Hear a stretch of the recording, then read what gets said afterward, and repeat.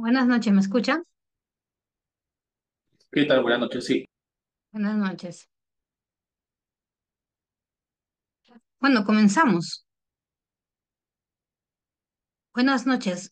Quiero darles la bienvenida a este nuevo curso que vamos a abrir en nuestra cuarta edición de los contratos FIDIC. Me gustaría, así primero, saber por el chat si pueden colocar si han visto ese tipo de contratos o qué otro tipo de contrato han visto para que yo pueda también saber, ¿no? Cuál es el backup que tiene cada uno para poder orientar la clase. Em, no sé también quiénes estuvieron en el webinar para ver desde dónde podemos comenzar. Si lo escriben por el chat, por favor, o si desean participar. Primero, ¿qué libro de contrato han visto en su experiencia y si han estado en el webinar? ¿qué tal por acá? Por la presente, acá les saluda Marco Andrade. Yo nunca he visto contratos FI, he visto contratos bajo el régimen general de contrataciones y contratos NEI, ¿no? Si bien es cierto, en ambos se establece una asignación de riesgo, quería saber cuál es la importancia del FI para los contratos de obra de construcción y si estos se asemejan o tienen una naturaleza distinta a los demás contratos estándar internacionales para ejecutar obras, ¿no? Quería saber las clasificaciones, los distintos tipos de contratos, perdón, de FIDI que tenemos, en vista de que también está en la tendencia en los tres niveles de gobierno de Perú implementar y en el sector privado la implementación de estos contratos, ¿no? Sí, efectivamente. Gracias, Marcos. ¿Tú estuviste en el webinar? No tuve la oportunidad, disculpen ahí. Ya, genial. Ya, entonces, no sé si los demás estuvieron en el webinar. Por favor, si pueden escribir por el chat. Vamos a empezar. Entonces, esta ya es la primera clase. Es, el webinar fue un webinar introductorio, por eso quería saber si es que habían estado en el webinar o no. Pero vamos a hacer una breve introducción. Cuando nosotros hablamos de la FIDIC, hablamos de la FIDIC como asociación. Entonces, internacionalmente existen diferentes asociaciones que lo que hacen es regular de una manera especial, digamos, de acuerdo a cada asociación, los tipos de contratos, ¿no?, que se vienen utilizando en los proyectos. ¿Ya? Entonces, una de estas asociaciones que tiene ya una data de antigüedad en el ámbito internacional es la FIDIC. Entonces, la FIDI tiene sus contratos. Sus contratos tienen una característica especial y esta característica es que cada contrato tiene un color y este color responde a ciertos criterios. Vamos a ver ahora cómo vamos a elegir cada tipo de contrato. Y por eso cuando hablamos de la FIDIC, una cosa es hablar de la FIDIC como asociación y otra cosa es hablar de los contratos FIDIC, ¿no? Si bien es cierto, están relacionados, pero que hay que tener cuidado cuando nos referimos a estos dos términos, ¿ya? Entonces, a ver, creo que ya comentaron por aquí. Ya, no se preocupe. Tal y como comentó su compañero, en el Perú se viene promoviendo mucho el uso de este tipo de contratos, que son los contratos estandarizados en el marco de regímenes especiales. En el caso del FIDIC, el FIDIC en el Perú y Latinoamérica tiene bastante presencia a nivel internacional. No solamente ahora con la implementación del régimen del contrato de gobierno a gobierno, sino ya la FIDIC es una de las asociaciones que tiene mayor tiempo a nivel internacional. La FIDIC ya se fundó en 1913, ahora tiene aproximadamente más de 104 firmas o países que son miembros de la FIDIC. Entonces, él tiene bastante presencia internacional. Uno de los usuarios más recurrentes es el Banco Mundial. Es más, el Banco Mundial tiene un libro, que es el libro La versión armonizada, que es la versión del libro rojo, pero con algunas cuestiones particulares que hace el Banco Mundial en sus condiciones particulares, que está compuesta por las condiciones de contratación, lo que el Banco Mundial establece para los contratistas y las partes, ¿no? El contratista, los clientes que que van a ser financiados, ¿no? Los proyectos que van a ser financiados por el Banco Mundial.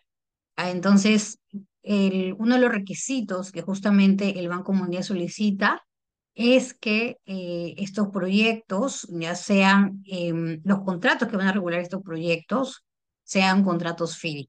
¿Ya? Entonces, y como les digo, acá en el Perú ya se viene utilizando desde los años 80.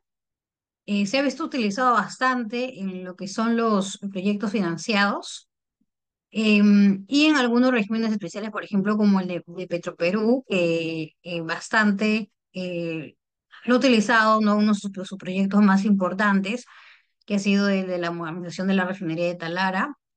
Ahí se han utilizado contratos FIDI, contrato FIDI rojo, el plata, ¿no? Y ahora, ya con la apertura, digamos, de este tipo de contratos estándares ya en el Perú mediante el régimen de gobierno a gobierno, ya se ha hecho más, digamos, más usado, o sea, ha sonado un poco más, ¿no? Pero ya estos contratos se han estado usando bastante, tanto a nivel internacional, a nivel de Latinoamérica y también a nivel nacional, ¿no? Acá en Perú. Entonces, en el webinar lo que habíamos visto eran cuáles eran los beneficios de utilizar este tipo de contratos estándares, ¿no? Así para hacer un encuentro muy rápido, es que este tipo de contratos estándares y que es para todos, ¿no? Para todo tipo de contratos estándares, que primero establecen reglas conocidas por todos, es decir, que tienen ya reglas estandarizadas, como su mismo nombre lo señala, predeterminadas que si uno como contratista o uno o un cliente, ¿no? Escoge este tipo de contratos, mm, va a saber a qué tipo de reglas se está sometiendo, ¿no? Entonces, sí, sí, también en el Perú se utilizan inversiones privadas en centrales hidroeléctricas, en plantas industriales, en fábricas, como les digo, en refinerías, ¿no? En todo lo que es sistema de saneamiento, bastante se ha utilizado, ¿no? En irrigación. Ya, últimamente se utilizan los que son infraestructura, pero no, infraestructura de hospitales, ahorita se está utilizando para carretera central, entonces es bastante, su uso es bastante recurrente en el Perú, a pesar que no, digamos que ahorita como la tendencia un poco está más como que es, ahora último se está utilizando el NEC, ¿no? Pero FIDI ya tiene ya toda una trazabilidad, ya. Em, bueno, luego es que facilitan la integración de culturas empresariales. ¿Qué tal? Buenas noches. Buenas noches, Carlos, ¿cómo estás? Em, Porque no solamente ese tipo a ver, este tipo de contratos, cuando su origen lo tiene en el derecho anglosajón, es decir, que cuando ese tipo de contrato se diseña por la IC. La IC, por ejemplo, es la que diseña los contratos NEC, ¿no? Entonces, cuando se diseñó en su origen, tenían este origen, esta concepción anglosajona del common law, ¿no? Pero ya mientras va evolucionando, el FIDIC ya va adoptando ya no solamente este tipo de enfoque, sino se desapega del enfoque del common law, de la cultura inglesa, y su objetivo común es que se puede aplicar en diferentes culturas empresariales y en diferentes sistemas jurídicos, tanto del common law como del civil law. Entonces, lo que busca es tener un lenguaje bastante neutral, instituciones que se puedan aplicar tanto en el common law como en el civil law. Entonces, ese es uno de los objetivos del FIDIC, ¿no? Que se ven, digamos, más marcados en el FIDIC, ¿no? Que en otras asociaciones. Luego es que, como ya tenemos ya condiciones que son las condiciones particulares, por eso justamente me habría gustado, a ver, vamos a pasar ya, voy a tratar a ver, vamos a ver ahorita las condiciones particulares, pero lo que le estoy diciendo es como algo así muy, muy rápido, ¿ya? ¿Qué sucede, no? Que el FIDI ya tiene, el FIDI que es un contrato. No es un contrato modular, es un contrato ya estructural, que es un contrato muy robusto, que tiene reglas establecidas no para escoger, sino que ya vienen, forman parte ya del contrato, ¿no? Entonces, em, y mediante las condiciones particulares, lo que nosotros vamos a hacer es eh, añadir, modificar, ¿no? Pero ciertos extremos puntuales. No es como que pues, nosotros armamos nuestro contrato, no, sino ya la FIDIC nos da el contrato y nosotros con las condiciones particulares lo que hacemos es amoldar, empezamos a moldar ciertos aspectos que justamente la FIDIC también en sus guías, ¿ya? Porque tiene una guía práctica para la Rainbow Suite, esa es la, digamos, nos dan los lineamientos para ver qué es lo que podemos ajustar, qué es lo que podemos añadir, ¿no?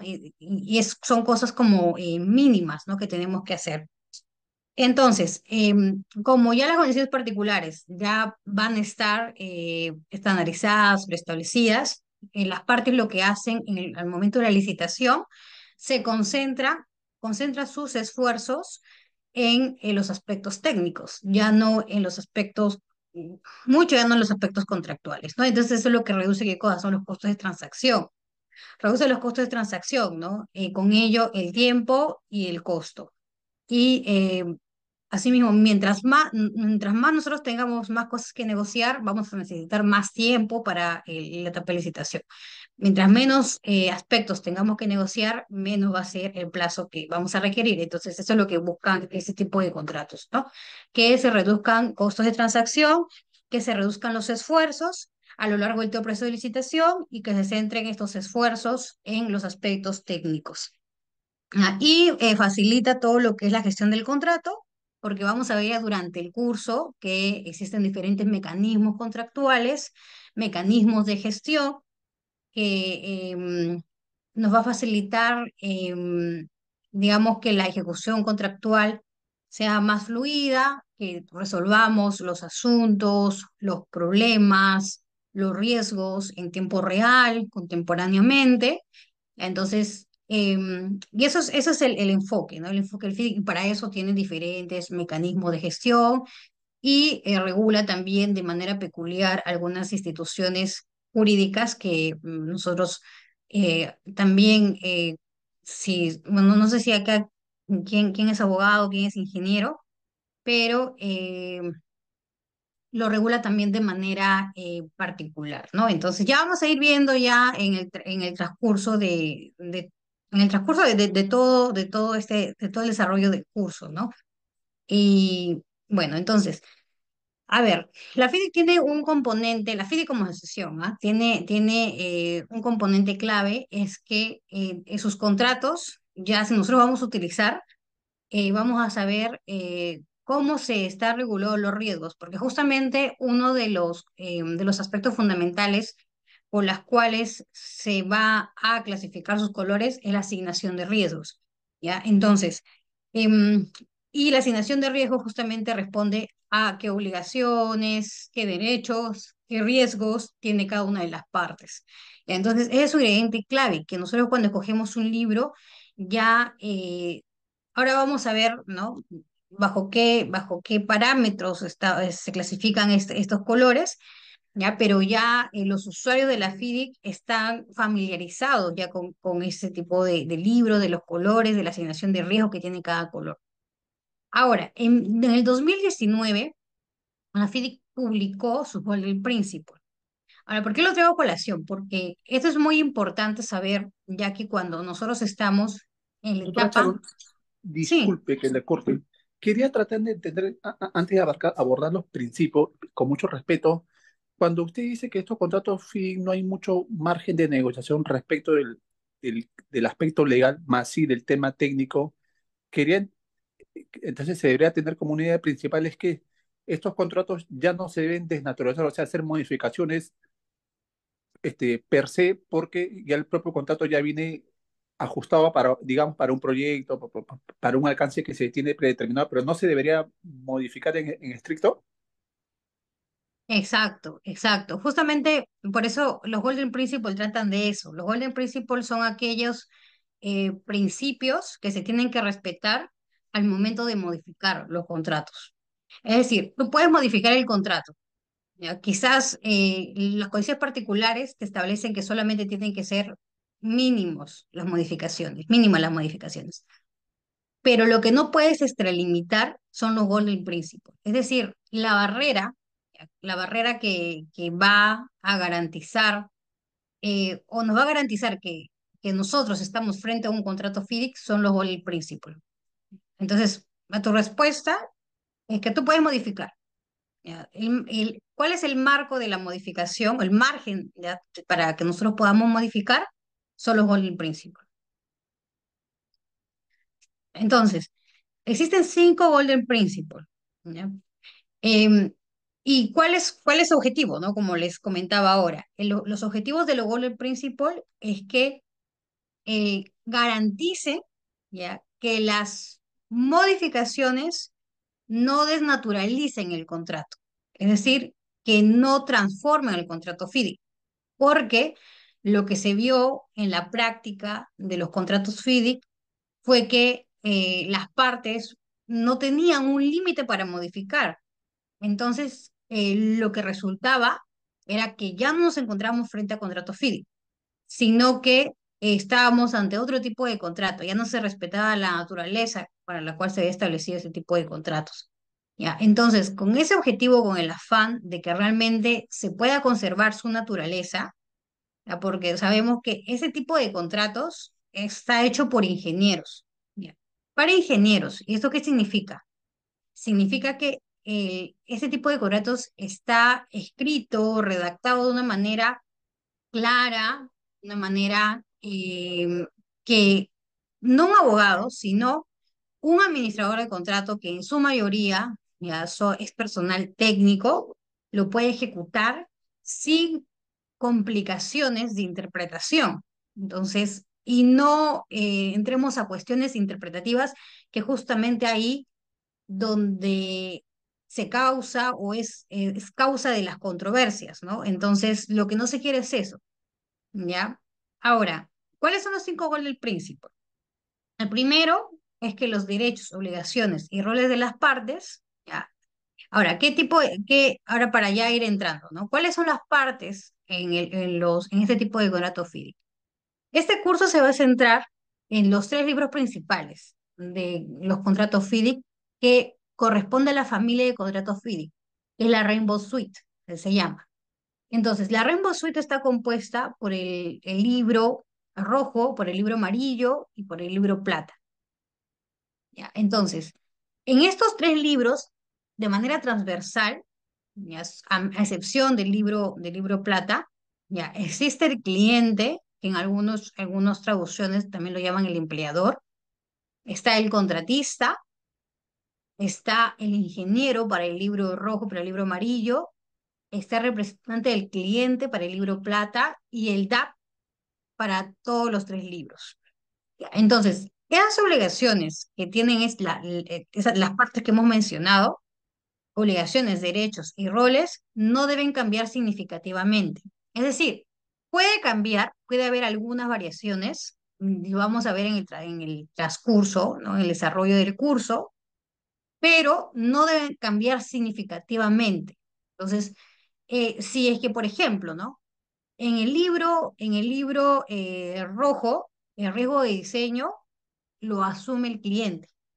Entonces, nosotros, mediante las condiciones particulares, no podemos escoger un libro rojo y asignar ese riesgo de diseño al contratista, porque si no, en este caso, por ejemplo, estaríamos frente a una modificación significativa. Entonces, en ese caso, ya no estaríamos ante un libro rojo. O sea, ya cambiamos totalmente la asignación de riesgos y ahí podríamos estar ante un libro amarillo, ante un libro plata, pero no ante un libro rojo. Entonces, ya desnaturalizamos la asignación de riesgos que viene para cierto libro en específico. Entonces, eso es lo que no quiere la FIDI. Ahora, con el Golden Principle 2, se señala que las condiciones particulares deben estar redactadas de forma clara e inequívoca. Cuando nosotros vemos la guía de las condiciones particulares que viene junto con las condiciones generales, em, señala, como les había comentado, qué es lo que se tiene que cambiar, qué es lo que se tiene que modificar, cuál es el margen de la modificación que puede aceptar cada cláusula. Em, Ahora, en los libros del 1999, eran, la estructura es esta, ¿no? Condiciones generales, las condiciones particulares que modifican las condiciones generales, y los apéndices, que es un similar a los anexos, ya que viene con las condiciones particulares. Las condiciones particulares, dentro de las condiciones particulares, solamente existía modificaciones, añadiduras, omisiones, ¿no? Ahora, en las versiones del 2017, estas condiciones particulares se dividen en dos, en la parte A y en la parte B. La parte A son los datos del contrato y la parte B ya son modificaciones propiamente. En la parte A, que son los datos del contrato, lo que establece es que en las condiciones generales, que ya lo vamos a ver en un momento, ¿ya? Es que, por ejemplo, ¿no? Te dice cuál va a ser el periodo de notificación de defectos, disculpe, el periodo de rectificación de defectos. ¿Cuánto va a ser? Entonces te dice, las partes deben consensuar cuánto va a ser el periodo de rectificación de defectos, levantamiento de defectos, porque justamente va a depender de cada proyecto, ¿no? Porque no va a ser igual que el periodo para un hospital, que el periodo para un aeropuerto, que el periodo para una refinería, que el periodo para una fábrica, para una planta industrial. Entonces, ¿por qué? Porque la dinámica del proyecto es diferente. Entonces, de acuerdo a cómo se consensúe el aspecto técnico, es que yo voy a poner mi plazo para el periodo de notificación de defectos. ¿Ya? Em, esos datos, ya esos datos establecen la propia condición general. ¿Ya? Entonces, esa es la parte A de las condiciones particulares. Datos específicos que deben colocar las partes. Y la parte B son las modificaciones ya per se. O sea, qué es lo que yo como parte quiero modificar. Y ahí va a depender, como yo les digo, como estos contratos están pensados para que se puedan aplicar a diferentes jurisdicciones, ya no solamente al common law. Entonces, lo que se quiere ya en el trasfondo es que no, la parte, como su compañero dice, la parte legal no sufra, ¿no? Un cambio radical, ¿ya? Sino que, digamos, van a haber algunas figuras que sí van a ser necesarias, que se ajusten de acuerdo a la legislación aplicable. Y entonces, como estos tipos de contratos se aplican en su mayoría fuera del ámbito de la aplicación de la normativa de contrataciones con el Estado, entonces se aplica el Código Civil. Entonces, nosotros sabemos que el Código Civil tiene normas dispositivas en su mayoría y solamente algunas normas imperativas. Entonces, en aquellas circunstancias que van a colindar con las normas imperativas es donde se tiene que modificar, solamente en esas partes, no en todo. Entonces, a menos que las partes, ¿no? En la negociación, pues quieran modificar también algunas figuras, ¿no? Entonces, sí, se puede hacer, pero como les digo, ¿cuál es el límite? El límite es que no se debe cambiar significativamente la asignación de riesgos y que cuando nosotros vamos a modificar con las condiciones particulares, estas deben estar redactadas de forma clara e inequívoca, ¿ya? En mi experiencia lo que he visto es que cuando se redactan condiciones particulares y en el afán de querer hacer mejoras, realmente no resultan siendo mejoras porque este tipo de contratos, sus cláusulas están diseñadas de manera concatenada. Es decir, si yo modifico una cláusula, tengo que saber qué otra cláusula, ¿no? ¿Cómo va a afectar a las demás cláusulas? Entonces, si yo modifico una cláusula, ¿qué otras cláusulas también tendré que modificar? En la práctica se ve que solamente en algunas ocasiones se modifica esa subcláusula o esa cláusula y no se modifican las otras cláusulas a las que afecta también. Entonces, el mensaje acá es que quien modifica, quien hace digamos, las modificaciones, y si va a ser una modificación que realmente quizás no va a conservar, ¿no? La herramienta de gestión o el mecanismo, ¿no? Porque hay diferentes procedimientos, ¿no? Entonces, esa persona tiene que saber, ¿no? Saber cómo está estructurado el contrato. ¿Ya? Entonces, y si es que se redacta, modificar también las otras condiciones particulares generales a las que afecta. y modificar de forma clara e inequívoca. Es decir, ¿no? Por ejemplo, yo borro un párrafo y tengo que reemplazarlo por otro párrafo. Entonces tengo que colocar cómo se reemplaza. A veces se borra el párrafo y no se dice nada. Entonces, esa parte, esa obligación se quedó sin regular. Cuando nos vamos en la práctica, lo borraron y no encontramos nada, es decir, no encontramos el remedio que se aplica para esa situación. Y ahí vienen los problemas, ¿no? Entonces, ese es el Golden Principle número 2. El 3 está relacionado con la uno y es que señala que las condiciones particulares no deben modificar el equilibrio de asignación de riesgo o recompensa previsto en las condiciones generales, que está relacionado justamente con los derechos, obligaciones, roles y los riesgos, ¿no? Eso no se debe tocar. El Golden Principle 4 señala que los periodos de tiempo de FIDIC no deben cambiar significativamente. ¿Ya? Y esto es muy importante porque, a ver, ¿cómo funciona la FIDIC como asociación y cómo funciona la actualización de este tipo de contratos? La FIDIC em, hace cortes, ¿para qué? Para que pueda evaluar cómo están funcionando sus contratos a nivel tanto internacional, ¿no? En diferentes países. ¿Ya? Entonces, lo que hace la FIDIC es consultar a sus diferentes usuarios de cuál ha sido su experiencia al momento, ¿ya? De ejecutar este tipo de contratos, ¿no? Si es que realmente está siendo efectivo, ¿no? Si realmente el contrato está ayudando a que la ejecución sea de manera fluida, de que realmente porque el contrato pues es una herramienta de gestión de riesgo, pero más allá de eso también es una herramienta que va a facilitar la ejecución contractual. Entonces tenemos que tener un buen contrato que nos pueda cubrir, ¿no? Frente a las situaciones que se presenta en la ejecución de los proyectos. Entonces, lo que hace la FIDIC es justamente hacer cortes y evaluar, ¿no? Evaluar cómo los contratos o cómo sus contratos están funcionando. ¿Ya? Entonces, las herramientas, los mecanismos, las herramientas de gestión, los mecanismos contractuales, ¿no? Los procedimientos, porque tiene procedimientos específicos, ¿no? Están, digamos, vienen de las buenas prácticas de la ingeniería y la construcción.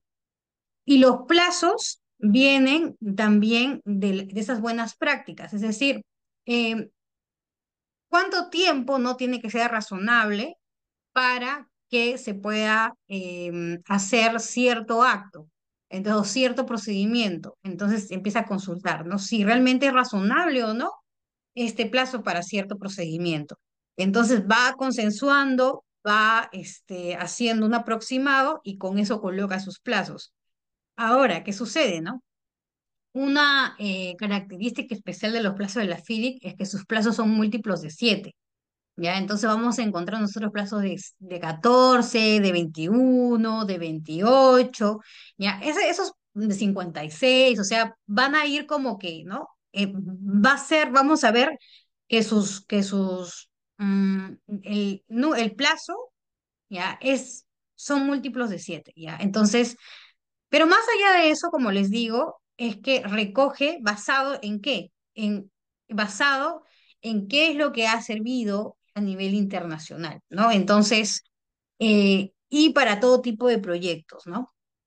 Pero ¿qué sucede en la práctica? En la práctica sucede que usualmente las partes reducen ese plazo significativamente, ¿ya? Y a veces, miren, si es que es un poco más, ¿ya? Porque a veces se entiende que quizás si vamos a utilizar este tipo de contratos, en- ya con nuestra parte que es del Estado, que es una entidad, sabemos que el Estado pues tiene un tema, ¿no? Burocrático, sus procesos son lentos, ¿no? Por ejemplo, para el pago, ¿no?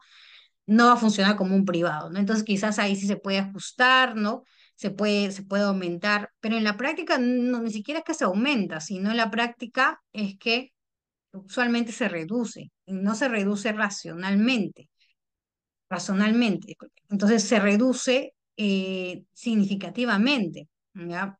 Un ejemplo de esto es cuando nosotros estamos en el procedimiento de reclamaciones.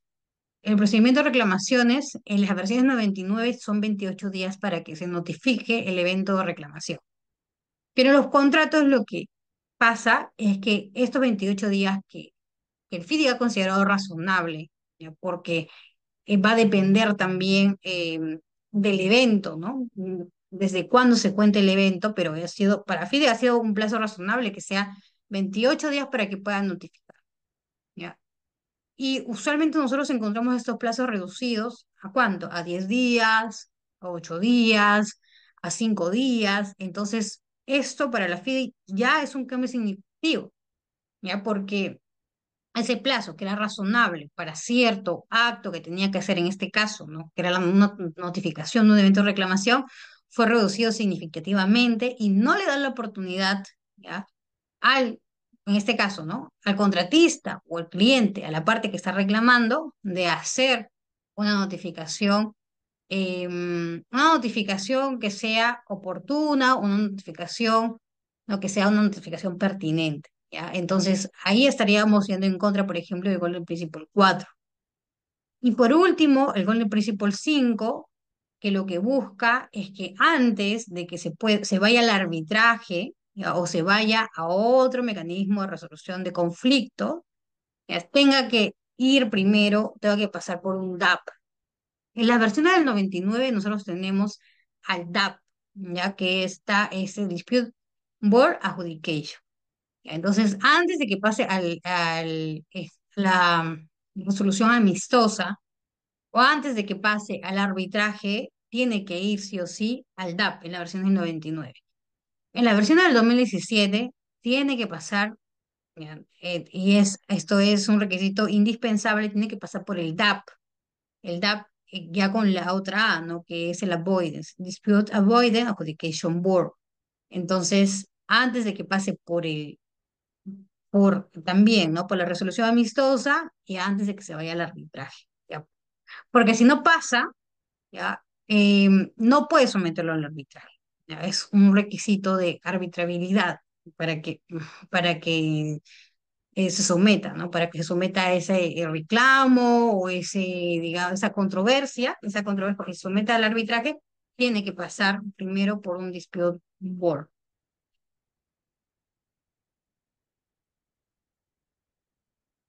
Ahora, ¿cuál es la estructura de los contratos FIDI? Y ahora sí vamos a entrar. Esto era como una introducción porque esto lo habíamos tratado en el webinar, pero para que podamos entender un poco mejor, ¿no? De lo que estamos hablando. Entonces, como les había comentado, nosotros aquí en el curso vamos a desarrollar los tres libros de la Rainbow Suite. El primero es el libro rojo, ya, el libro amarillo, segundo, y el tercero es el libro plata. Entonces, cuando nosotros hablamos del libro rojo, estamos refiriéndonos a las condiciones del contrato de construcción. Ya, ¿esto qué va a significar? Ya, que estamos hablando o estamos frente a un contrato que es un contrato de obra tradicional, ya que regula un Project Delivery System que es el tradicional, solamente el de construcción, ¿ya? El Design Bid Build.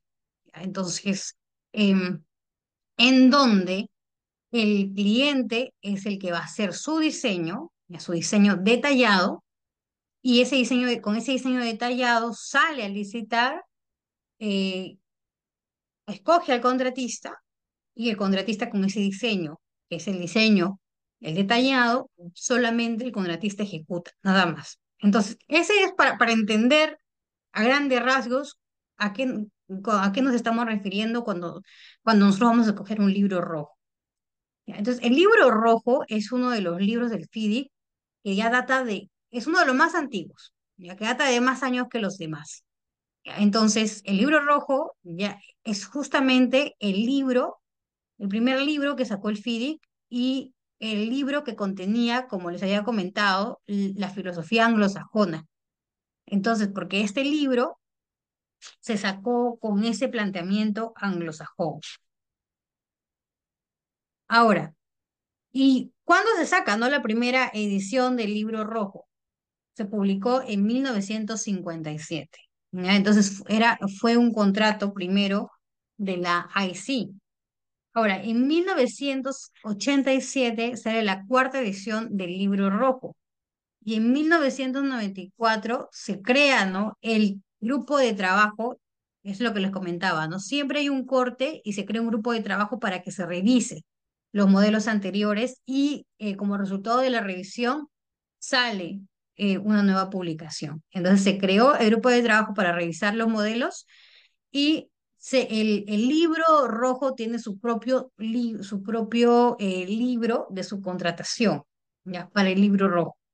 Entonces, luego en la próxima clase ya vamos a ver cuando veamos las partes que todo es un ecosistema. El FIDIC tiene todo un ecosistema de libros, todo está como que engranado, digamos, ¿no? Engranado para cada tipo de contrato. Por ejemplo, para el ingeniero hay un libro también FIDIC para utilizar para el ingeniero. Entonces, en el caso del libro rojo, el libro rojo tiene su propio libro para la subcontratación. Y en 1996 se publica el suplemento al libro rojo. Y en 1996 es cuando se introduce en el libro rojo el DAP. Por primera vez el DAP se introdujo en el FIDIC, los libros FIDIC se introdujo en 1995 con el libro naranja. Ya, el libro naranja es otro libro que regula el diseño y la construcción, o sea, regula un EPC, y que es el antecesor del libro amarillo y del libro plata. ¿Ya? Entonces, el DAP se implementa con el libro naranja y cuando se publica el suplemento del libro rojo, en 1996, se implementa el DAP al libro rojo. ¿Ya? Y también se introduce que se puede pagar un precio de suma alzada en vez de precios unitarios. Entonces, em, miren, vamos a ver más adelante ya cuál también es su sistema de fijación de precios para poder entender mejor. ¿Ya? Y en 1999 ya aparece por primera vez la Rainbow Suite, que es la familia de los contratos que ahora en el curso vamos a desarrollar.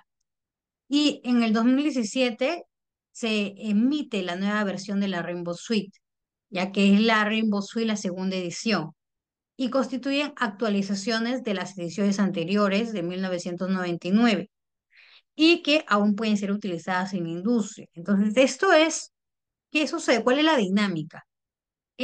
Mientras se van actualizando las diferentes versiones, eso no quiere decir que la otra versión ya deje, ¿no? de tener o de funcionar o ya no exista, que haya desaparecido, sino que tenemos ambas versiones y estas ambas versiones o las versiones que tengamos va a depender de las partes de que le escojan.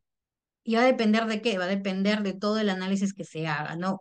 Em, Cuando hablamos ya de versiones, el análisis que usualmente se hace en la práctica es el análisis de qué tan familiarizados estamos con los contratos. Entonces, los libros de 1999 son los que tienen más, digamos, trazabilidad, tienen más antecedentes, ¿no? Tienen más doctrina, porque también vemos que la FIDIC en su página responde ciertas preguntas, saca sus guidance, sus memorándum, ¿no? Entonces, para dar entendimiento a ciertas cláusulas. Entonces, las versiones del 99 tienen esa mayor trazabilidad, ¿no? Entonces tienen mayor también doctrina, literatura, ¿no? A nivel internacional, no solamente por el FIDI, sino por asociaciones que son especializadas en derecho de la construcción o en la gestión de proyectos, ¿no? Que ya han opinado respecto a cómo se tienen que utilizar ciertas cláusulas. Entonces, algunos usuarios prefieren ir por lo más seguro, ¿no? Ir por lo que ya conocen. Entonces, utilizan ya versiones que son versiones que son un poco antiguas, ¿no? Pero en este caso son la de 1999, ¿ya? Pero algunos usuarios se atreven a utilizar versiones más ya recientes, como la de 2017. Y es que las versiones del 2017 tienen varias mejoras, no solamente en institución, digamos, en el ámbito contractual, en el ámbito legal, sino en el core, que es justamente en los mecanismos de gestión, en las herramientas de gestión de proyectos. ¿ya? Entonces, la gestión de reclamaciones, en la gestión de conflictos, tiene muchas mejoras, realmente. Entonces, em, pero como les digo, no va a depender de los usuarios qué es lo que quieren, ¿no? Si es que realmente quieren utilizar esta versión con mejoras o utilizar algo con lo que se sientan un poco más familiarizados, ¿no? Entonces, igual las dos versiones están disponibles en mercado y las partes pueden escoger utilizar cualquiera de las dos versiones. Las reimpresiones de la segunda edición ya del libro rojo se ha realizado en el 2022 y también tienen mejoras ya que son como que específicas de las versiones del 2017. Las reimpresiones han sido toda la Rainbow Suite, de los tres libros que vamos a ver. Y como les comentaba, ¿no? Em, ¿Cuáles son las características del libro rojo? ¿No? Que estamos frente a una obra tradicional, prácticamente. Y está, digamos, pensado para regular proyectos de edificios, edificaciones y obras civiles que han sido diseñadas por el cliente o en su nombre, ¿no? Porque puede ser que lo que usualmente pasa en la práctica, que se contrata a un diseñador, ¿no? Y ese el diseñador es el que realiza la ingeniería, ¿no? A nombre del cliente. Entonces, pero siempre va a ser el responsable del diseño, va a ser el cliente. El contratista va a ejecutar, va a construir la obra con el diseño que le entregue el cliente. Y acá, muy importante, es que el contratista también puede diseñar. Ahora, esto lo vamos a ver en la clase de diseño, pero para irme adelantando. ¿Qué es lo que puede diseñar el contratista? El contratista puede diseñar, pero puede diseñar trabajos que son menores, ¿ya? Es decir, ahora, cuando yo hablo de trabajos menores, lo que se ha podido presenciar en la práctica es que para no hacer muy subjetivo qué es lo que se entiende trabajos menores, porque hay conflictos sobre esto, que el cliente a veces quiere que el contratista diseñe, ¿no? Ciertas partes de los trabajos y el contratista le dice, no, pero estamos ante un libro rojo y yo no tengo riesgo de diseño, yo no tengo por qué diseñar. Entonces el cliente le dice, no, pero de acuerdo a la filosofía del FIDIC, tú sí puedes diseñar trabajos menores y para mí el trabajo que te estoy dando es un trabajo menor.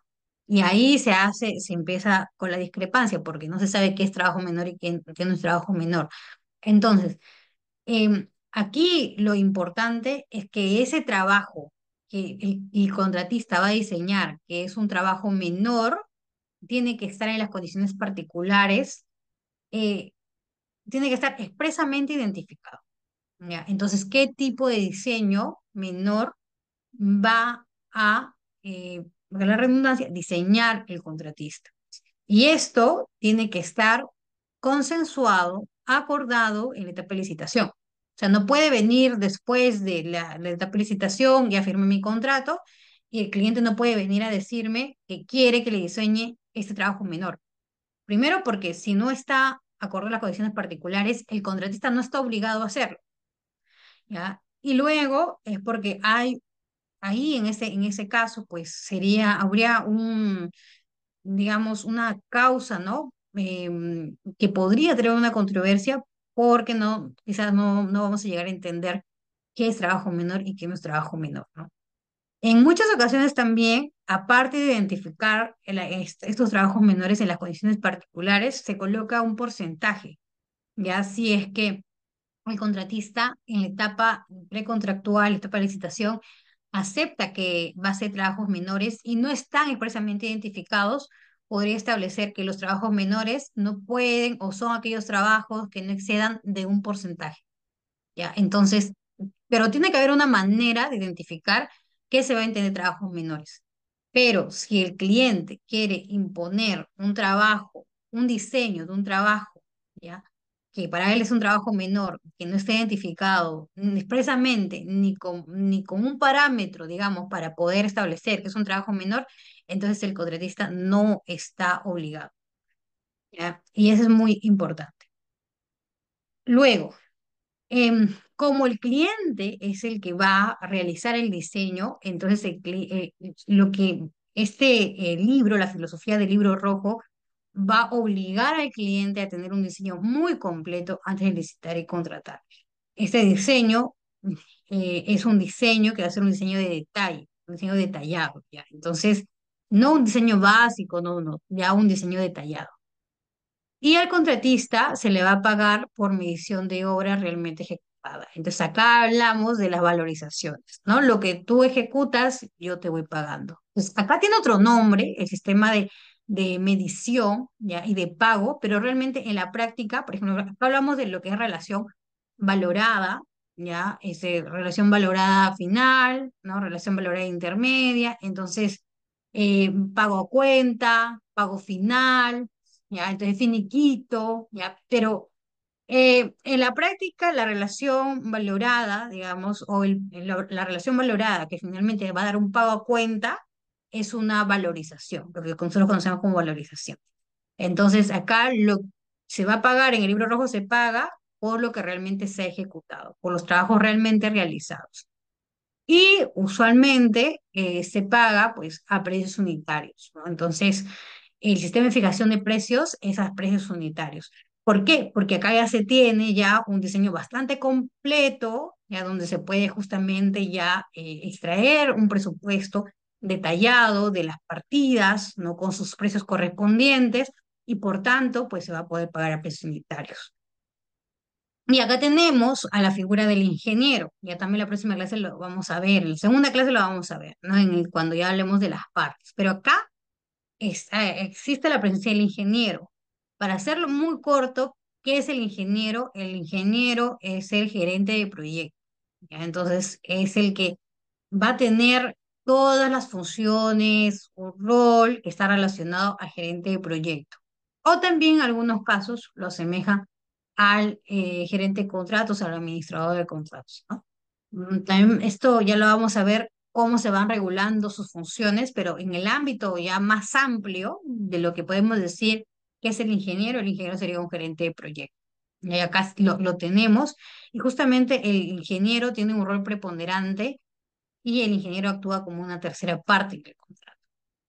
Ahora, en las versiones de 1999, cuando nosotros hablamos de las condiciones generales, ¿ya? Como les comentaba, el libro FIDIC es un libro bastante robusto, bastante estructurado, ya no es un contrato que nosotros vamos a ir como armando por cláusulas, viendo, ¿no? qué tipo de cláusulas las partes queremos, ¿no? Sino ya, o sea, ya viene ya armado y solamente son con las condiciones particulares aquellas modificaciones que yo voy haciendo de las condiciones generales.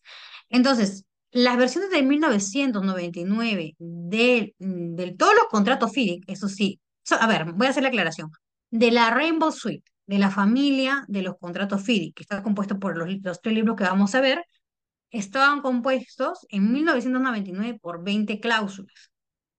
Ahora en las versiones de 2017 están compuestos por 21 cláusulas.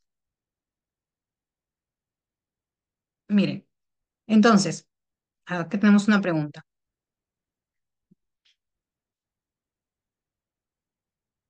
Mm.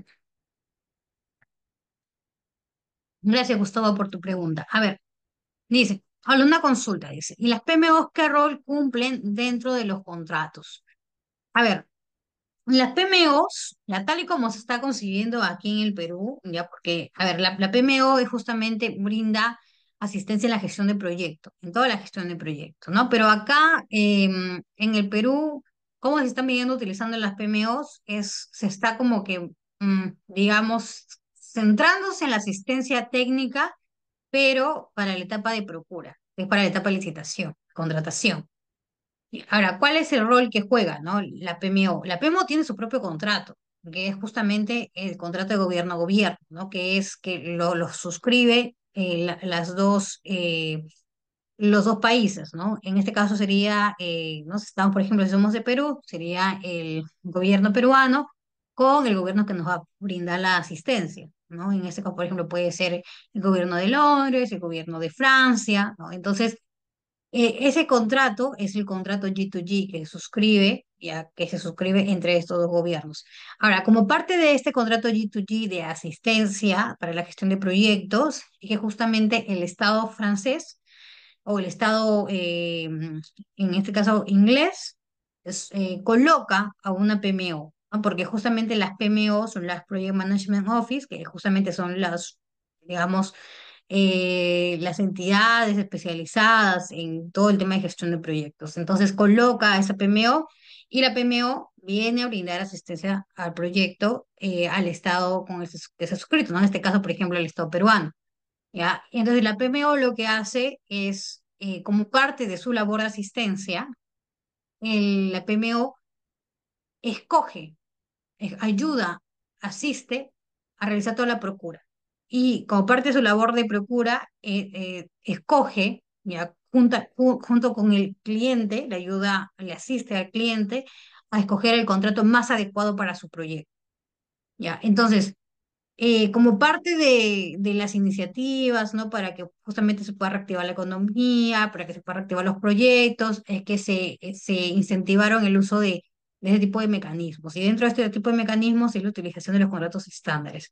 Entonces se incentiva que se utilicen contratos estándares. ¿Por qué? Porque su manera de gestionar, las herramientas de gestión que tiene, herramientas de reclamos, de resolución de conflictos, son más proactivas, permiten que el proyecto pues, se pueda ejecutar con prontitud, ¿no? Con prontitud y con otro tipo de enfoque, ¿ya? Entonces, lo que hace la PMO, como les digo, es asistir, ¿ya? Al gobierno a encontrar el contrato más adecuado para su proyecto. Entonces, empieza a hacer todo el análisis, empieza a hacer la estrategia de procura, ¿no? Entonces, con todos los criterios, ¿no? Con todos los criterios que justamente ahora vamos a ver, ¿no?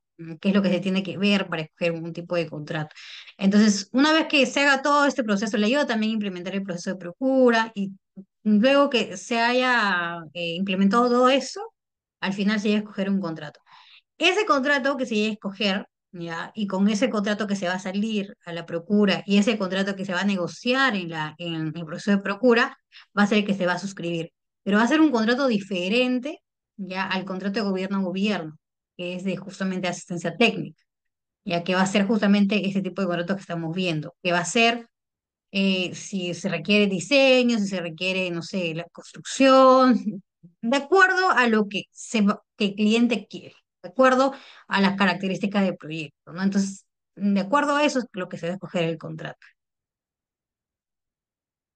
Sí, no, entonces los contratos G2G están fuera, no, no, no, o sea, son cosas diferentes. El contrato G2G es el contrato como un contrato, digamos, de asistencia técnica, el contrato paraguas, digamos. Ni siquiera paraguas, es un contrato de asistencia técnica.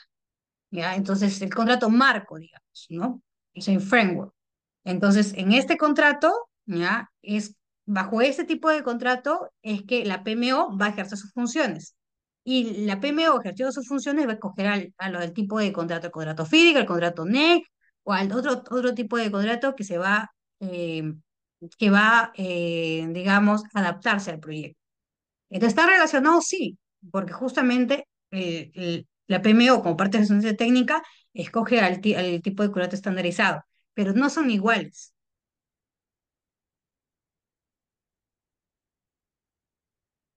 Ya. Entonces, y tanto para el contrato, para el G2G y para el contrato FIDIC, que se suscribe en el marco del G2G, ya no aplican la ley de relación con el Estado ni su reglamento. Ya, entonces, continuamos. Em, Como les comentaba, ya, los libros FIDIC de 99 tienen 20 cláusulas, los libros de FIDIC de 2017, sus condiciones generales tienen 21 cláusulas. Y acá un tema de terminología, pero que es importante. Cuando hablamos de condiciones generales, son justamente las 21 o las 20 cláusulas que les comento, la que conforman las condiciones generales. Las condiciones generales, a su vez, en su cláusula 1, establecen las disposiciones generales. Las disposiciones generales ¿ya? Son diferentes a las condiciones generales. Pareciera que son iguales, ¿no? Pero no son iguales. O sea, realmente esto hay que entenderlo porque luego en la práctica nos confundimos con terminología, uno habla una cosa, otro habla otra cosa. Entonces, las disposiciones generales son justamente aquellas cláusulas que no tienen, digamos, algo en común, pero que sí o sí son importantes que entendamos para que podamos aplicar las otras cláusulas que vamos a encontrar desde la segunda cláusula, ¿ya? Entonces, nos dan como lineamientos de las otras cláusulas del contrato. Ahora, las disposiciones generales, y ahorita la vamos a ver con mayor detalle, la voy a están en la cláusula 1, disculpen, a ver. Ya. En la cláusula 2, ahora también otra aclaración aquí. Mire, em, cuando hablamos de cláusula, hablamos de la cláusula 1, que es, por ejemplo, disposiciones generales, cláusula 2, que es el cliente, cláusula 3, que es el ingeniero. Y cuando veamos así 2.1, 2.2, 2.3, 2.4, 2.3.1, eso hablamos de subcláusulas. Entonces, porque también a veces cuando escribimos sería un cláusula tal, vez no. Cláusula y esas son cláusulas. Ya, entonces, la cláusula 2 es el cliente, todo lo que tiene que ver con el cliente. Como por ejemplo derecho de acceso al sitio, permiso de licencias y aprobaciones, personal del cliente, financiamiento del cliente, reclamaciones del cliente. Miren, todo lo que está en rojito es lo que ha cambiado, ¿ya? Acá lo pueden visualizar. Acá, por ejemplo, ¿no? Ya no hay reclamaciones del cliente, sino que está datos del sitio y elementos de referencia y materiales y equipos proporcionados por el cliente. ¿Por qué? Porque las reclamaciones del cliente ya se pasaron a la cláusula 20. Ya que en las versiones del 2017, por un lado estaban las reclamaciones del cliente, la 2.5, con otro tratamiento diferente a lo que estaba en los claims en la cláusula 20 para el contratista. Entonces, lo que el FIDI, pues en sus mejoras, porque también había ahí un tema, ahí había discusiones, el contratista decía que no había igualdad al momento de aplicar ese tipo de cláusulas, ¿no? Al momento de la notificación oportuna y los plazos, ¿no? Entonces, para darle igualdad en el tratamiento, el procedimiento, de cómo se gestiona, ¿no? Este tema tan importante que son los claims, entonces, eh, para ambos ya se ha regulado en la cláusula 20 lo que es el tema de reclamaciones, y ya se borró la cláusula 2.5 que eran reclamaciones del cliente. Ahora, igual el ingeniero, mire, pero acá ya se puso ya también, lo vamos a ver la clase que viene, que se ha definido, no se ha definido qué es el ingeniero, porque antes no se definía qué era el ingeniero. Se ha añadido todo ese tema de representante del ingeniero, las reuniones que el ingeniero tiene que asistir, o él tiene que instruir, ¿no? El que tiene que justamente, de manera proactiva, él tiene que ser, ¿no? Este tipo de reuniones. Ya. Luego, en la cláusula 4 ya tenemos acá al subcontratista. Miren acá. Miren, está todo el contratista, pero en el contratista tenemos a los subcontratistas también. Entonces, pero ¿qué sucede, no? Acá vemos que ya no es subcontratista. Ya, entonces acá desapareció el subcontratista. ¿Y por qué? Porque acá en las versiones del 99 acá estaba el subcontratista, y acá estaba en la cláusula 5 los subcontratistas nominados, que son diferentes. ¿Ya? Y eso lo vamos a ver en la próxima clase también. Entonces, em, y acá, entonces, en las versiones del 2017, para no combinar, porque decían, ¿por qué por un lado acá está el subcontratista y acá están los subcontratistas nominados? No, mejor porque también esto era objeto de cuestionamiento, entonces, mejor, ya, todo lo ponemos en subcontratación, no tanto subcontratistas como subcontratistas nominados. Ya, luego, en la cláusula 5 entonces tenemos subcontratación. Ya, en lo que son las versiones del 99 tenemos subcontratistas nominados, y en lo que son las versiones del 2017 tenemos subcontratación en general. Luego tenemos personal y trabajo, todo lo que tiene que ver con acá con temas de seguridad y salud en el trabajo, todo. Entonces, temas laborales y temas de seguridad y salud en el trabajo. Acá también se añadir personal clave, ¿ya? En la cláusula 7 tenemos plantas, materiales y manos de obra, ya todo lo que son las pruebas, ¿no? Las muestras, las inspecciones, todo lo que son los PPIs, por ejemplo, acá está. Están las pruebas, el rechazo, reparaciones, las medidas correctivas, ¿no? Todo lo diferente que es a lo que son las pruebas de rendimiento de garantía, ¿ya? Entonces, estas son las pruebas normales, las pruebas, digamos, ordinarias, que se van a hacer durante la ejecución, no las pruebas para que se pueda justamente probar el rendimiento. Ese es otro tipo de pruebas. Ahora, todo lo que tiene que ver con plazo, tanto sea el inicio, terminación, el cronograma, ampliación de plazo, los retrasos, las aceleraciones, suspensión, indemnización por demora, que son las penalidades, ¿no? También vamos a ver que existe un tema en la terminología, todo lo que es suspensión prolongada, ¿no? Reanudación de las obras, todo eso, todo lo que tiene que ver con plazo está en la cláusula 8, ¿ya? Y acá justamente se agregó lo que son las early warning, lo que son las alertas tempranas, ¿ya? Entonces, eso se ha agregado en el libro FIDIP 2017, pero vamos a ver que no es que tanto se haya agregado tampoco, porque ya en las versiones del 2000, de 1999 ya estaba la alerta temprana, pero no estaba así de manera establecida claramente, pero sí estaba, ¿ya? Entonces no me voy a adelantar a las clases. A ver, y la cláusula 9 son pruebas de terminación, de finalización. Justamente son las que les digo que son diferentes. Son pruebas antes que se tienen que realizar antes de la recepción. Entonces son pruebas que justamente lo que quieren es probar, en el libro rojo, pruebe su funcionamiento. Porque vamos a ver que en el libro rojo, como quien hace el diseño es el cliente, entonces el contratista no está obligado a garantizar un rendimiento determinado, porque el rendimiento está relacionado directamente con qué, está relacionado directamente con el diseño, con quien hace el diseño, ¿ya? Entonces, si quien hace el diseño coloca un rendimiento estimado, ese, el que hace el diseño tiene que garantizar ese rendimiento después de la etapa de ejecución de la construcción.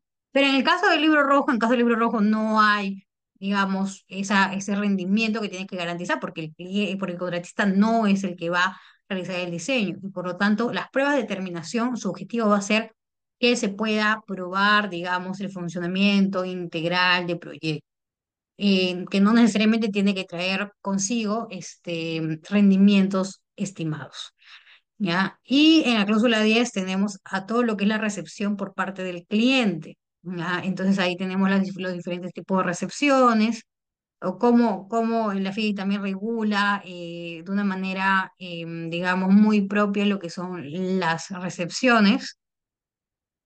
Y acá también está todo lo que son los trabajos pendientes o los punch lists.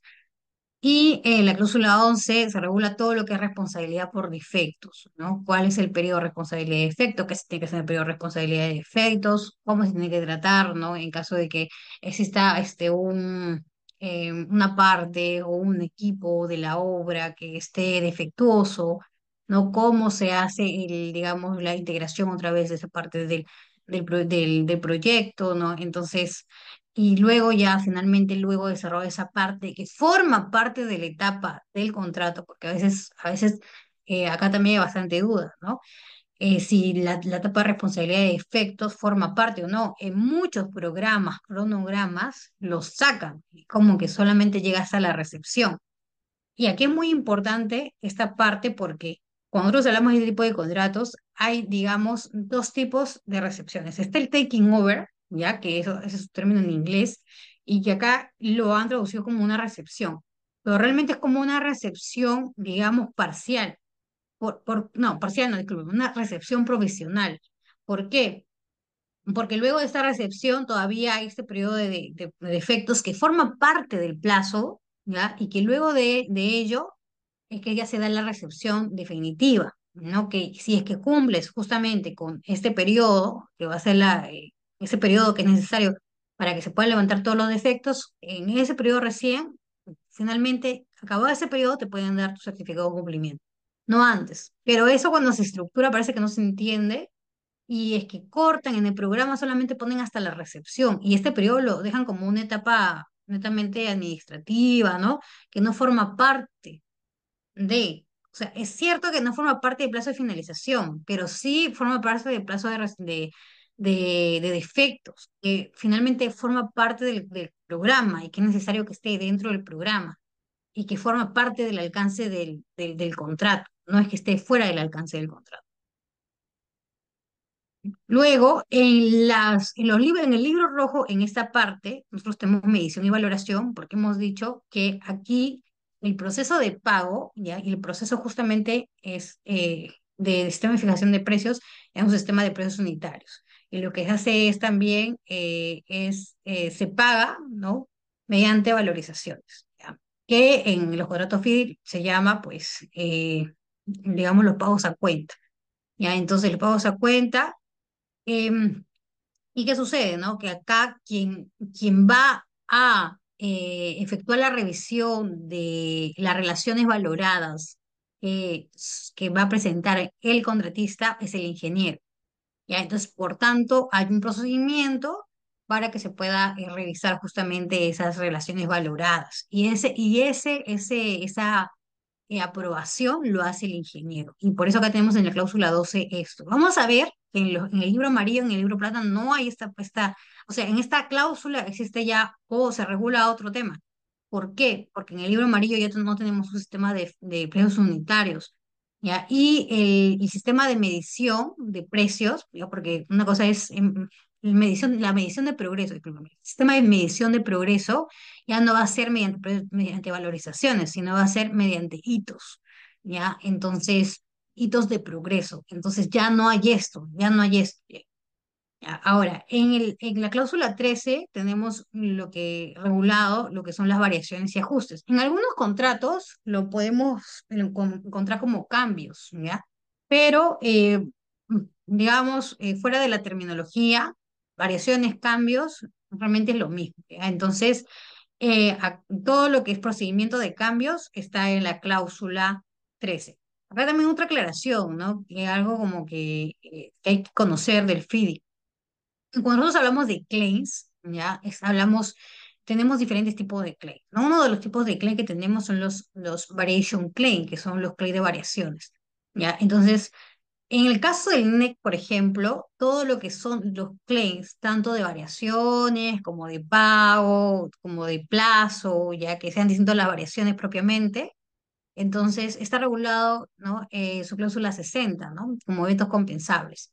¿Ya? Pero en este caso, por ejemplo, en el caso de los contratos FIDIC, hace una distinción, ¿no? En la cláusula 13 tiene lo que son las variaciones y en su cláusula 20, que son distintos de las variaciones, ya es decir, que no van a formar parte del alcance del contrato, no es como que sea un trabajo más, sino que son pérdidas propiamente o impactos tanto de plazo y costo, pero esos costos son pérdidas, no es un alcance, digamos, o un alcance adicional, una omisión, no.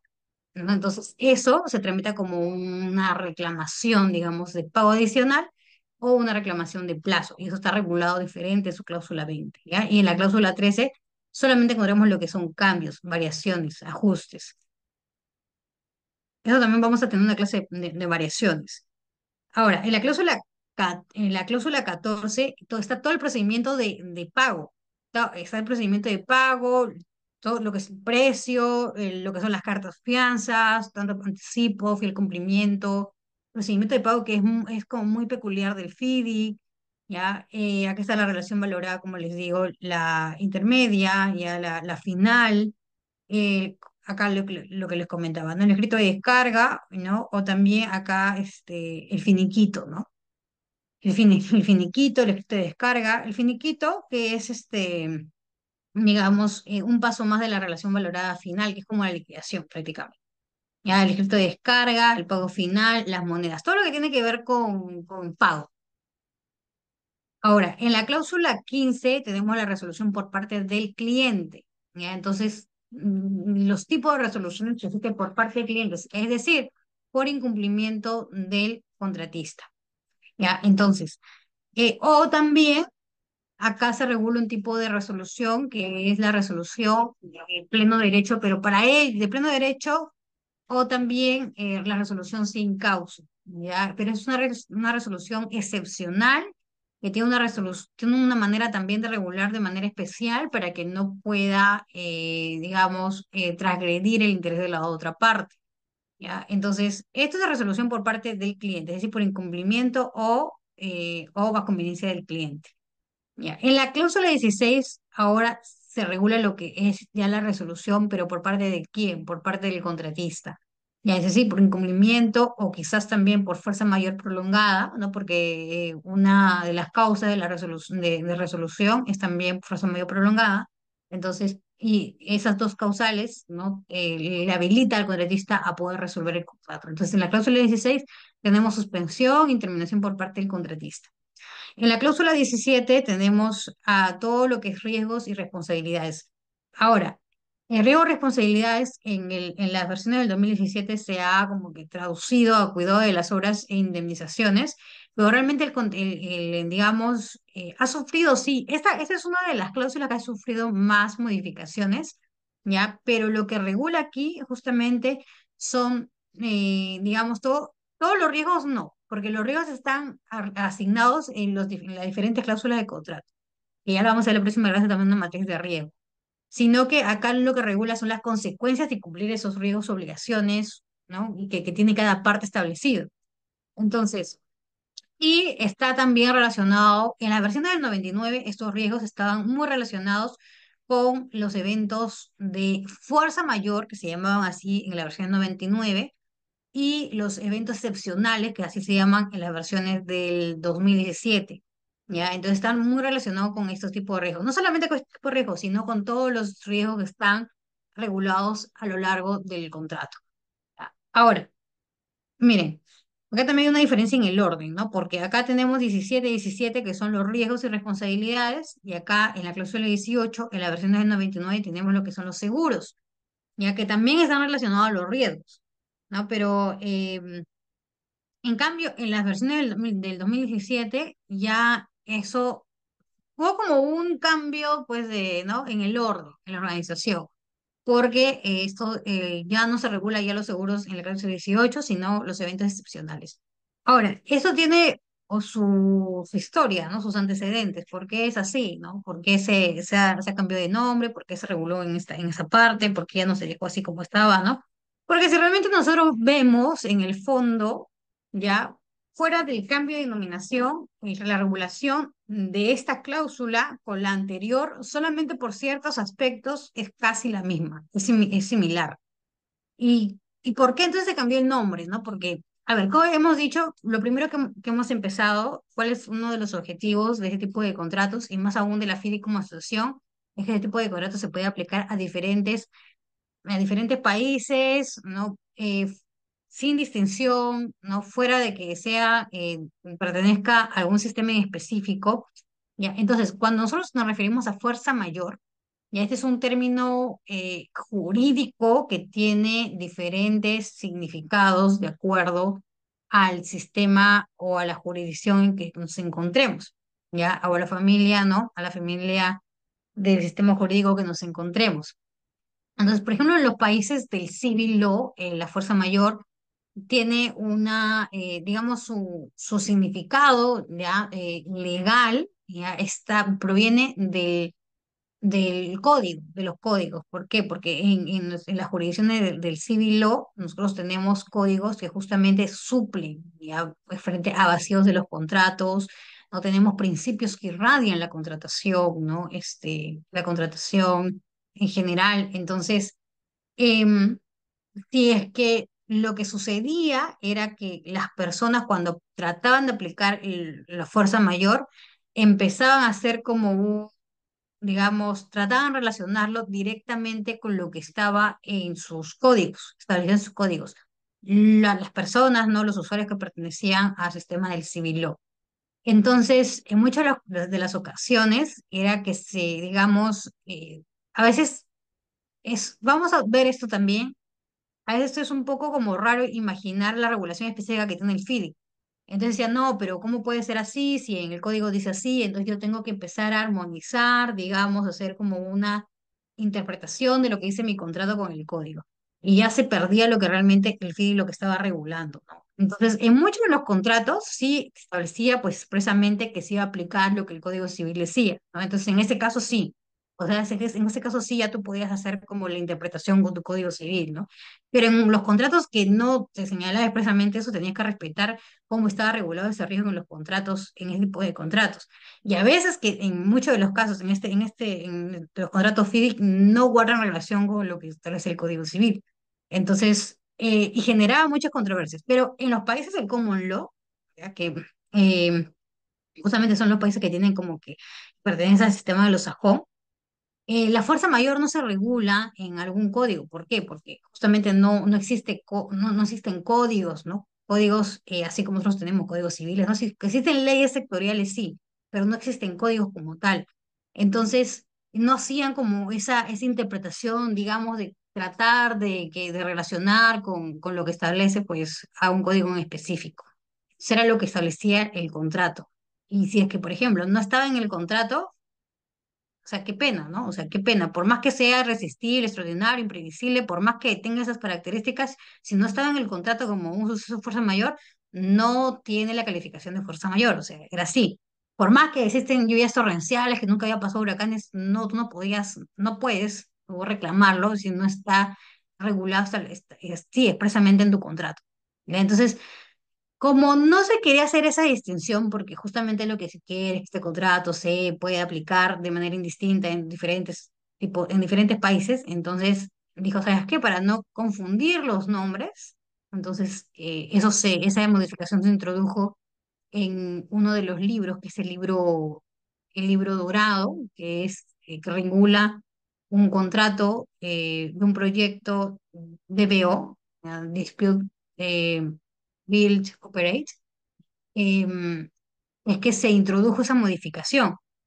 Entonces, se cambió el nombre de Fuerza Mayor Eventos Excepcionales. Entonces, lo que dice, o sea, lo que, de verdad, lo que está, tal y como está asignado los eventos excepcionales en el libro FIDIC, es lo que debe de aplicarse. Ahora, vamos a ver ya la próxima clase que esa asignación es un poco peculiar y si es que nosotros como quizás como contratistas, ¿no? O también como clientes, ¿no? En el caso que estemos en el lado del cliente, saber cómo se regula esto para poder también establecer una negociación. Entonces esa es la historia, ¿no? De por qué es que ahora esto se ve, ahora se cambió el nombre, pero que realmente tiene como un trasfondo, ¿no? Y bueno, tema de los seguros, se añadió un par de seguros más, pero el tema de seguros, miren, por experiencia, es que el tema de seguros, como es algo tan peculiar de de la Lex Mercatoris, es decir, digamos, de las buenas prácticas, ¿no? De cada país, porque cada país tiene sus seguros específicos, ¿no? Entonces, de acuerdo a eso, es lo que las partes van a una aseguradora y esa aseguradora, de acuerdo a los riesgos que están asumiendo, es que se presentan tipos de seguros especiales, ¿no? Para esos riesgos que están asumiendo las partes. Y es que esta cláusula de seguros es una de las cláusulas, por ejemplo, que se modifica más, ¿no? De acuerdo a cómo se regula en cada país, qué tipo de seguro nos encontramos. Dice, buenas noches. ¿El COVID está considerado dentro de los eventos de fuerza mayor? No. A ver, es que no te dice COVID, o sea, no tiene tampoco una cláusula COVID. Ni las reimpresiones tampoco hay una cláusula que le diga, no, el COVID es un evento de fuerza mayor. No, sino que cuando ya vamos a fuerza mayor, lo que tienes que hacer el FIDIC, ¿cuál es la estructura de la cláusula de fuerza mayor? Tiene su definición, ¿no? Que te establece como parámetros generales, y luego tiene un listado de eventos que pueden considerarse fuerza mayor. ¿Qué quiere decir que pueden? Que no necesariamente son considerados fuerza mayor, sino que si se presenta uno de estos eventos, tú tienes que ya analizar, ¿no? Acá está mi evento. Pero lo que sí o sí tiene que cumplir es que este evento tiene que cumplir con las características de mi definición de fuerza mayor o de evento excepcional. ¿Ya? Y en este caso, por ejemplo, ¿no? El, el COVID, el COVID no estuvo catalogado como fuerza mayor. ¿Por qué?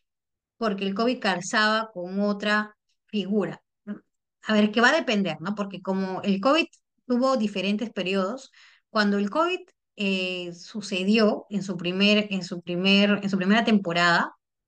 Sí, se podía catalogar como fuerza mayor porque era imprevisible, era extraordinario, irresistible, y justamente con esas características también está redactado así, digamos, en ese sentido, la cláusula del FIDI, de la fuerza mayor y de los eventos excepcionales.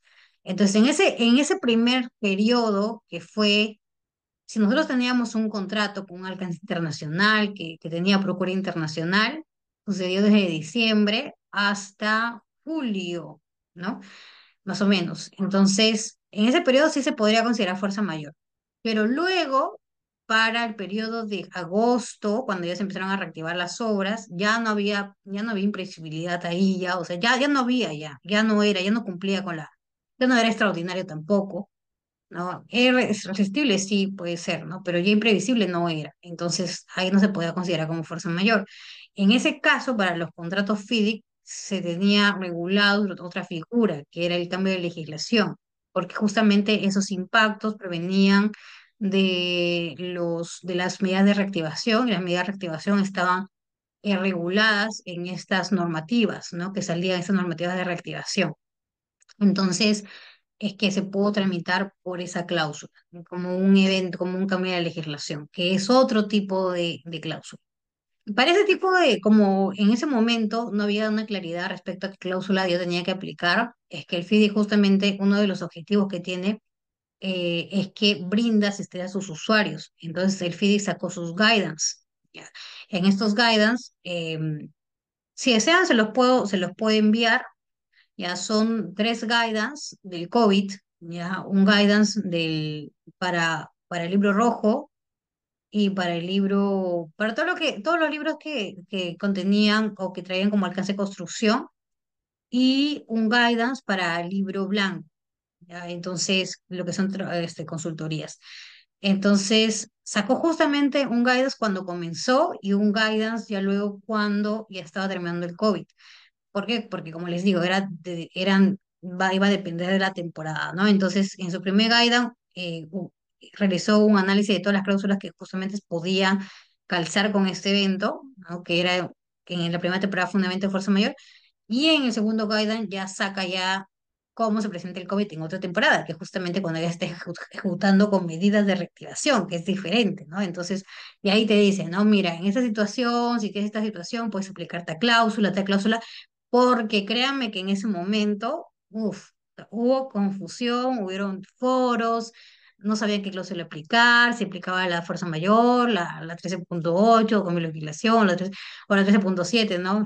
Cambio de legislación, 13.8, cambio con los costos, la suspensión, todo se aplicaba como que las cláusulas que creían que más calzaban, ¿no? Pero justamente la FIDE salió con sus guidance a dar luces, ¿no? De qué cláusula era la que digamos, a, amoldaba o calzaba más de acuerdo a la situación, ¿no? Porque fueron diferentes situaciones, diferentes temporadas, diferentes periodos del COVID, ¿ya? Pero no es que exista una cláusula COVID, no, no hay una cláusula COVID, ¿no? Como quizás en algunos contratos sí se empezó a implementar cláusulas COVID, pero no, en los contratos FIDIC no hay cláusula COVID, porque tampoco es como que el COVID ya cuando justamente se pudo calzar con otro remedio, con otro tipo de cláusula, ya no fue necesario, ya cuando, porque ya ahora el COVID en su momento se volvió como una, digamos, normalidad, ¿no? Y ya ahora pues ya no, entonces ya estamos como que, o sea, existe, sí, pero ya no es un evento, digamos, pues extraordinario, excepcional, ¿no? Entonces, em, y es por eso que no se introdujo una cláusula COVID como tal.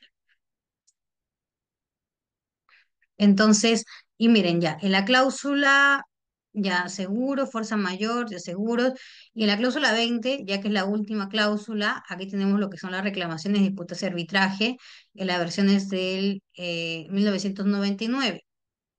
¿Ya? Entonces, pero miren aquí. Ahorita estamos viendo así como de manera un poco como más general, porque es importante primero entrar como de lo general, vamos a entrar a lo específico en cada clase.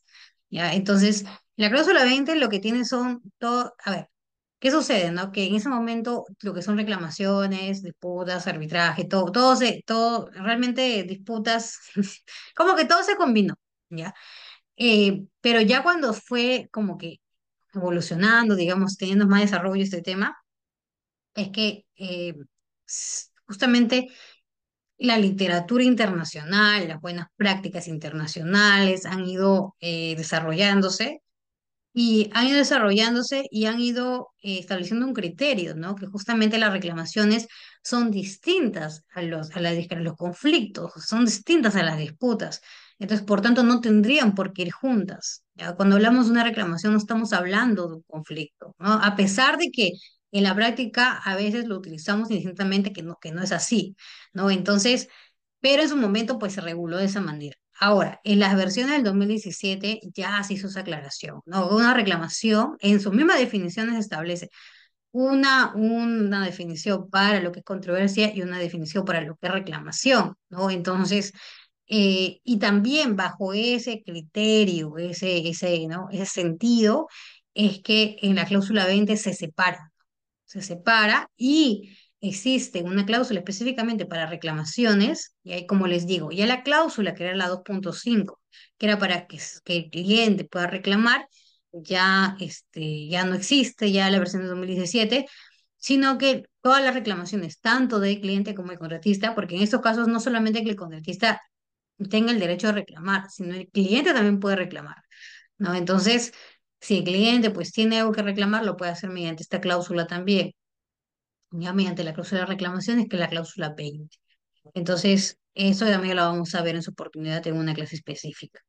Y en la cláusula, que es la 21 ya hablamos ahí de, digamos, de mecanismo de resolución de controversias, ¿no? Entonces, eh, y aquí es lo que se agrega, es el DAP. Si bien es cierto, el DAP también funciona en un esquema, digamos, donde no necesariamente tienen que existir controversias, pero se ha integrado aquí, ¿no? Entonces, ¿por qué? Porque también está el DAP y está el DAP, ¿no? Está bajo su forma de adjudication y está bajo su forma de avoidance, ¿ya? Y acá también está el acuerdo amistoso o la resolución amistosa y el arbitraje, ¿no? Que el arbitraje es un arbitraje internacional.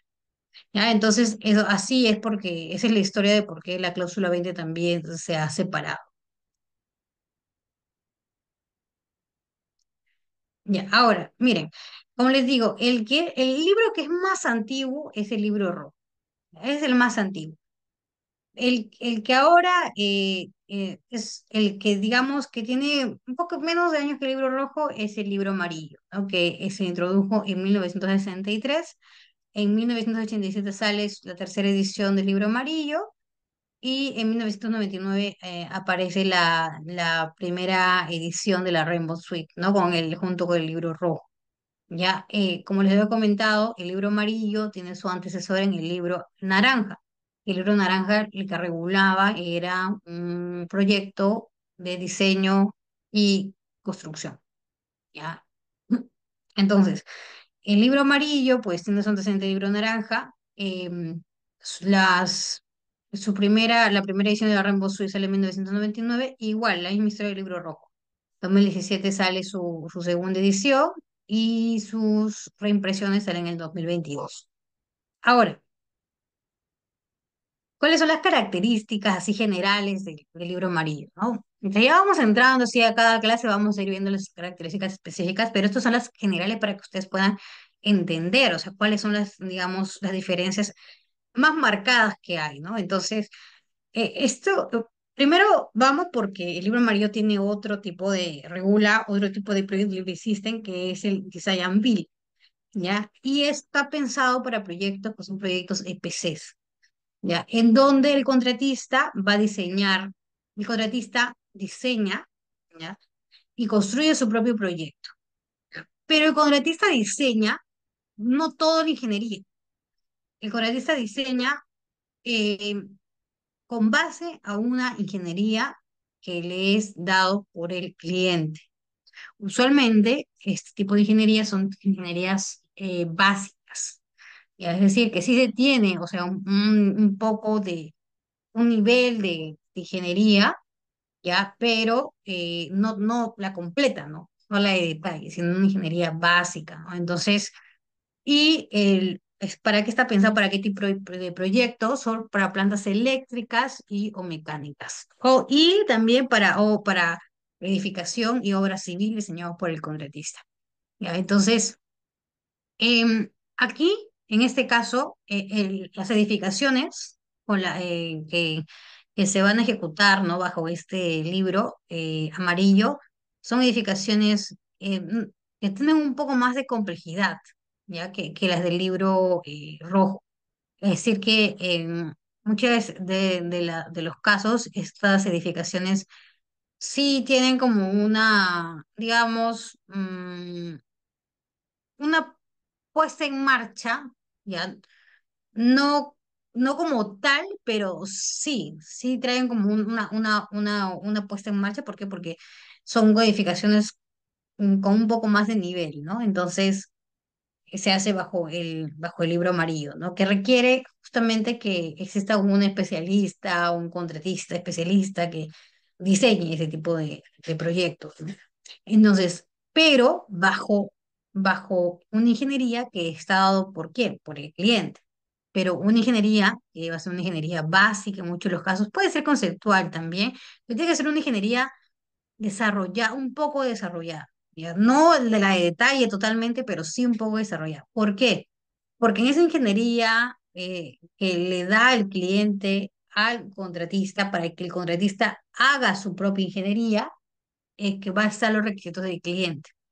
Entonces, los requisitos del cliente tienen todos estos parámetros que que el cliente sí o sí tiene que colocar o tiene que cumplir su proyecto, ¿no? Entonces, eh, y está compuesto también por todos los requerimientos técnicos, ¿ya? Del cliente y por la ingeniería que el cliente le da al contratista. ¿Ya? Entonces, el precio en el libro amarillo es un precio a suma alzada. Es un precio a suma alzada y ya como les había comentado, acá ya no se paga por valorizaciones, acá se paga por hitos. O sea, y además su medición de progreso, ya su medición de progreso es por hitos, ya no es ya por valorizaciones. Y acá hay también mucho cuidado porque a veces eh, he escuchado, ¿no? Que dicen, no, pero ya valorizaste, ¿no? No, pero sí, en el libro amarillo no se valoriza. Y es más, en el libro amarillo, si tú tienes un libro amarillo, tienes que tener un procedimiento de medición y progreso. Y en el procedimiento de medición y progreso, si es por hitos, tus hitos tienen que estar vinculados a un ponderado. ¿Ya? ¿Para qué? Para que justamente cuando se cumpla ese hito se le pague tal ponderado. Pero en muchos contratos, y de verdad que parece que no, parece que fuera algo que no pasa, pero sí pasa, es que no tienen ese ponderado. Entonces, cuando quieren pagar, están como confundidos, ¿no? Están como valorizando, ¿no? Entonces, pero este libro no es por valorización. Entonces, sí o sí tiene que ver, primero, el procedimiento de emisión y progreso, que tenga los hitos, que tenga el calendario de pago, un calendario de pago que tenga los hitos y que tenga el porcentaje asociado ya, al hito. ¿Ya? Entonces eso es lo indispensable que tiene que tener tu procedimiento de emisión y progreso. Y acá también tenemos a la figura del ingeniero.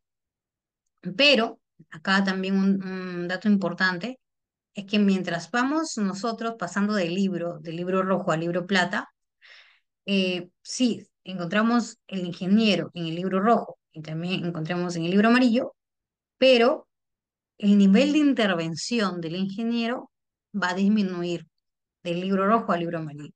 En el libro rojo ya va a tener mayor intervención, va a tener mayores funciones. En cambio, en el libro amarillo, esas funciones ya se van reduciendo.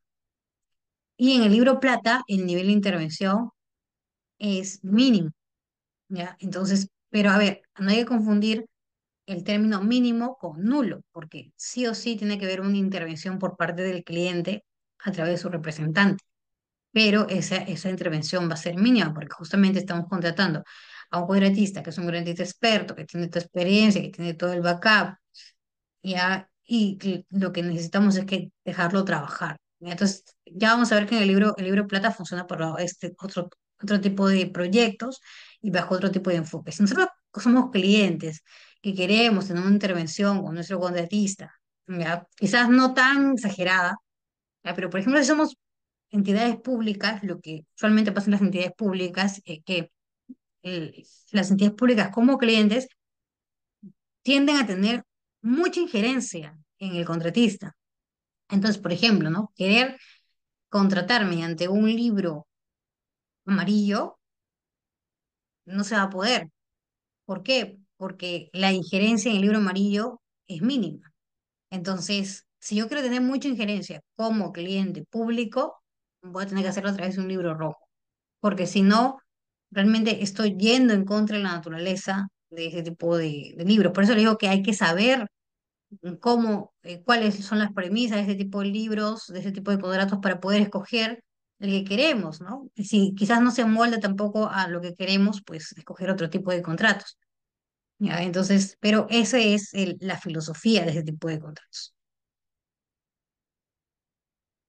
Ahora, la estructura que nosotros vamos a encontrar en el libro rojo, en el libro amarillo, en el libro plata, es casi similar para los tres, ya solamente con algunas modificaciones ya respecto a los riesgos y respecto a algunas cláusulas. Ya, entonces, la que yo he marcado acá, que vamos a ver ya en la clase con las clases que vienen, son las que varían, ¿no? Por ejemplo, del libro rojo al libro amarillo. Luego, acá también el tema del subcontratista. Ya, acá no tenemos una cláusula 5 de subcontratista. Ya, acá todo lo que es subcontratista, tanto nominado como subcontratista general, está regulado en la cláusula 4 con el contratista. Ya recordemos acá también que acá es un contrato, los tres libros son contratos de ingeniería y de construcción. Ya, no estamos en un contrato de gestión. ¿Esto que quiero llegar con esto? Quiero llegar que acá en este tipo de contratos solamente hay un foco de responsabilidad. Y quiere decir que solamente quien me va a responder frente al cliente va a ser el contratista. El cliente no va a tener un vínculo con los subcontratistas, no, el cliente no tiene vínculo con los subcontratistas. Este no es un EPCM, ¿no? O sea, acá no estamos en un EPCM. Estamos en un contrato propiamente de construcción, un contrato EPC o un contrato EPCT. ¿Ya? Entonces, acá ahorita estamos en un contrato EPC. Y es por eso que los subcontratistas están dentro del contratista.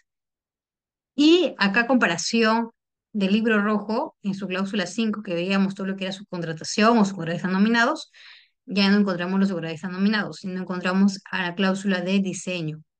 ¿Ya? Entonces, la cláusula de diseño, ¿por qué? Porque justamente el riesgo de diseño en los contratos del libro amarillo está asignado ¿a quién? Está asignado al contratista. ¿No? ¿Con base a qué? Con base ya, a los requerimientos del cliente. Entonces, aquí encontramos todo lo que son obligaciones, todo lo que tiene que ver con con el diseño. Ahora, ay, no, ya.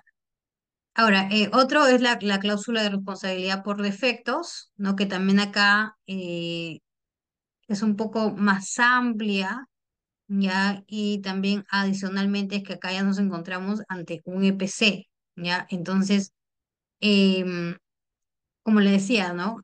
Allá había pruebas, ¿no? Allá había pruebas. Acá también hay pruebas, pero las pruebas ya tienen un poco más de complejidad, porque no solamente son pruebas de funcionamiento, sino acá depende de si es que nos encontramos ante un llave en mano o no, va a tener mayor complejidad, ¿ya? Este libro amarillo se utiliza para algunos proyectos llave en mano. Ahora vamos a tocar un poquito más ese tema, pero no para llave en mano completo, porque digamos, el concepto de la llave en mano ya está pensado para cierto tipo de proyectos. ¿Ya? Y acá hemos visto que solamente son proyectos, ¿no? De plantas eléctricas, instalaciones, ¿no? Edificaciones, pueden ser edificaciones un poco complejas, ¿no? O complejas, pero no llegan a ser plantas industriales o fábricas, ¿no? Entonces que ya tienen otro tipo de funcionamiento. Entonces, Acá tenemos en los libros amarillo, en el libro amarillo, en el libro plata tenemos la cláusula de pruebas después de la finalización. Recuerdan que en esta cláusula 12, ¿qué es lo que había en el libro rojo? En el libro rojo, acá en esta cláusula 12, estaba lo que eran las valorizaciones. ¿Ya? Entonces, porque justamente le decía, acá, ahí sí, el sistema de medición de progreso es diferente, ¿no? Acá ya no, acá ya no hay valorizaciones. Entonces, acá lo que se ha regulado son pruebas de finalización. Esas son pruebas que se realizan después de la recepción, después de taking over o de takeover.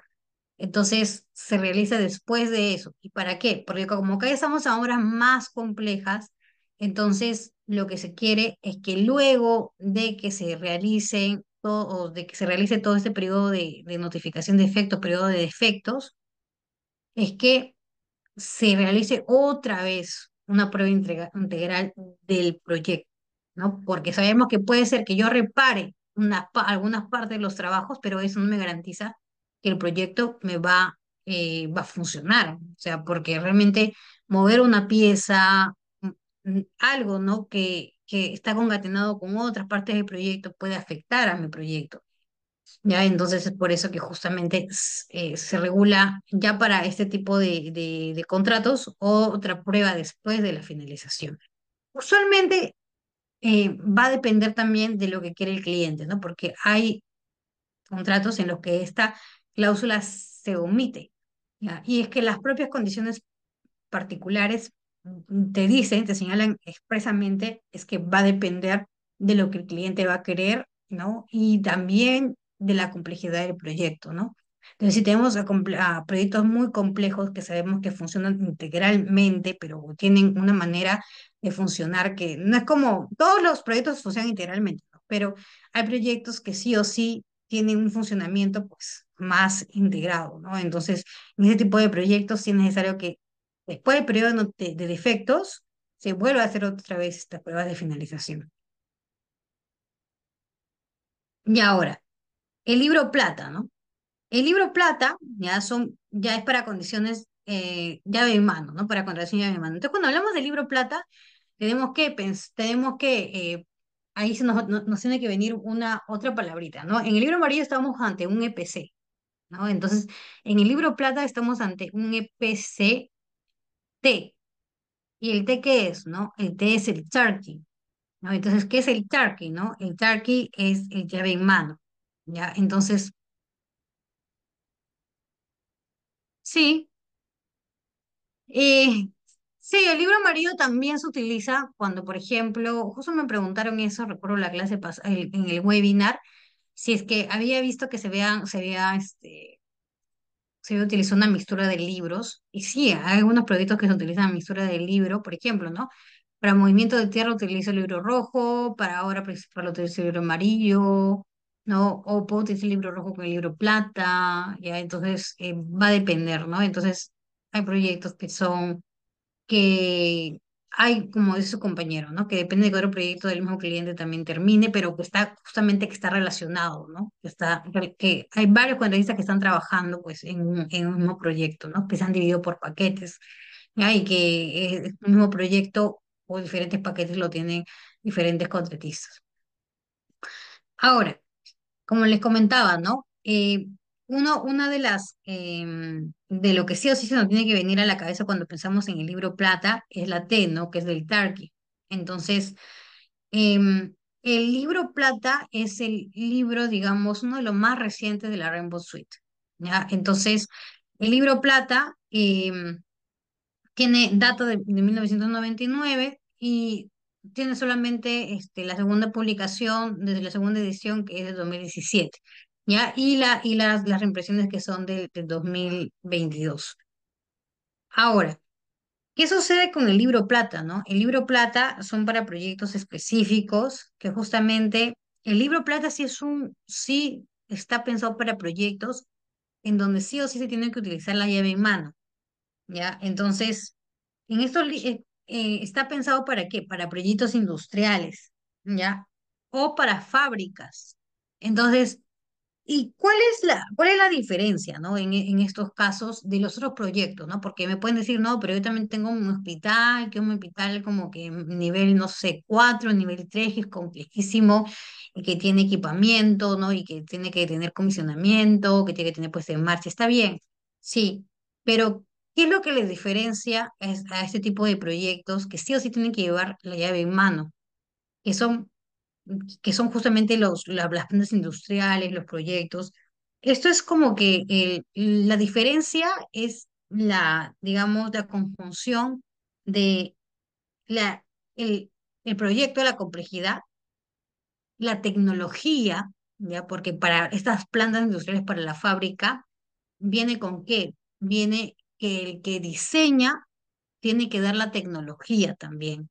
Entonces, y el know-how de cómo se implementa esa tecnología, que no, eso no lo vamos a encontrar en una edificación compleja. O sea, esto usualmente los proyectos que vienen con el tema del componente tecnológico son las plantas industriales y son las fábricas usualmente. ¿Ya? Entonces, y acá tenemos a los llamados licenciantes, ¿no? Que justamente el que diseña es el que contrata a sus licenciantes para que le pongan el componente tecnológico. Y como el llave en mano es justamente un contrato de que un tipo, una modalidad de contrato de ingeniería, ya sí o sí tiene que, el que va a poner la llave, la puesta en marcha, la llave en mano, el funcionamiento del proyecto, tiene que ser el que ha diseñado, y el que ha diseñado la concepción del proyecto. Entonces acá también hay otro componente que es importante que recordemos, a ver, en el libro amarillo, ¿quién es el que hacía el diseño? El contratista. ¿Pero con base en qué? A los requisitos del cliente. Pero los requisitos del cliente, que era una ingeniería que era un poco más desarrollada. Usualmente en los libros amarillos, quien consigue la ingeniería no es el contratista, sino que el contratista lo que hace es, se basa en una concepción que ya le da el cliente. ¿Ya? Entonces, y él y el codista lo que hace es desarrollar, ¿no? Su ingeniería, una ingeniería más detallada.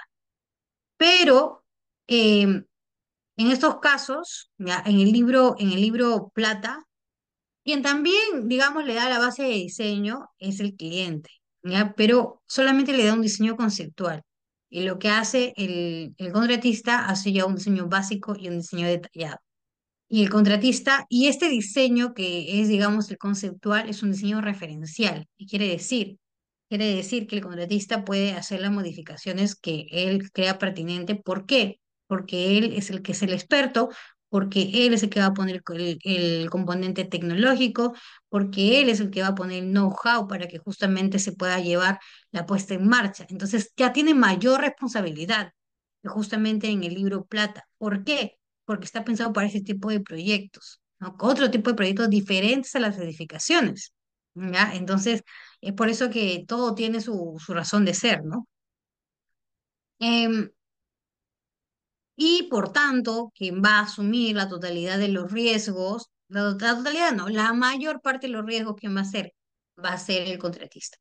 Ahora, cuando nosotros hablamos de asignación de riesgos equilibrados, ya podemos decir que quien tiene una mayor asignación de riesgos, ya en ese tipo de contratos es el contratista. Entonces, por eso decíamos en un comienzo también, cuando nosotros contratamos bajo este tipo de contratos, son reglas conocidas por todos. ¿A qué se refiere? Que son reglas conocidas por los usuarios, porque entendemos que nosotros vamos a contratar con un libro, que es un libro plata, no vamos a buscar una asignación equitativa de riesgos. Pero, ¿qué sucede, no? Acá viene a tallar mucho las reglas de la asignación de riesgos. Efectivamente, quien asume más riesgo, ¿quién es? El contratista. Pero el contratista, ¿dónde lo refleja? Lo refleja con su prima de riesgos. ¿Por qué? Porque el contratista no va a asumir riesgos de la nada. El contratista tiene que asumir riesgos y ¿dónde lo va a reflejar? Él va a contratar una prima de riesgos y por esa prima de riesgos justamente va a cobrar más. Por eso los contratos, que son los libros plata, que regula el contrato a llave en mano, cuestan muchísimo más. O sea, uno ya como el cliente tiene que saber si que licita bajo un libro plata, ese proyecto le va a costar más que un libro amarillo, más que un libro rojo. ¿Y por qué? Porque los riesgos que está asumiendo el contratista son mucho mayores, ¿ya? Entonces, no cualquier cliente va a contratar con un libro plata, ¿ya? Y es más, y sabiendo, ¿y por qué también contrato con un libro plata? Porque sé que esa planta, ¿ya? O ese proyecto que voy a salir a licitar, no cualquier contratista me lo puede hacer. Porque como el contratista ya va a aportar el componente tecnológico, va a aportar el know-how para implementar el componente tecnológico, entonces tienen que ser contratistas muy especializados en el mercado. Y es por eso que también es muy difícil de encontrarlos. ¿Ya? Entonces, todas estas consideraciones hay que tener en cuenta cuando nosotros vamos a licitar con un libro planta. Em, Vamos a ver. Ah, y acá ya no hay ingeniero. Acá ya el ingeniero desaparece. ¿Ya? Entonces, acá lo que hay es representante del cliente. Pero el representante del cliente es como del personal del cliente, ya no es un tercero en la relación contractual. ¿Ya? Y por tanto, solamente también va a tener la intervención, como les digo, que va a tener representante del cliente, va a ser una intervención mínima, mínima, muy mínima, muy, muy reducida. Ya solamente para ciertos actos, nada más.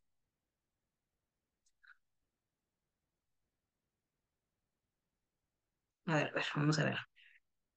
A ver, y está condicionado por los requisitos del cliente. Ah, ya. Y acá otro tema que lo vamos a ver que también la próxima clase con mayor detalle, es que acá como los requisitos del cliente, quien tiene la responsabilidad de los requisitos del cliente en el libro amarillo es el cliente.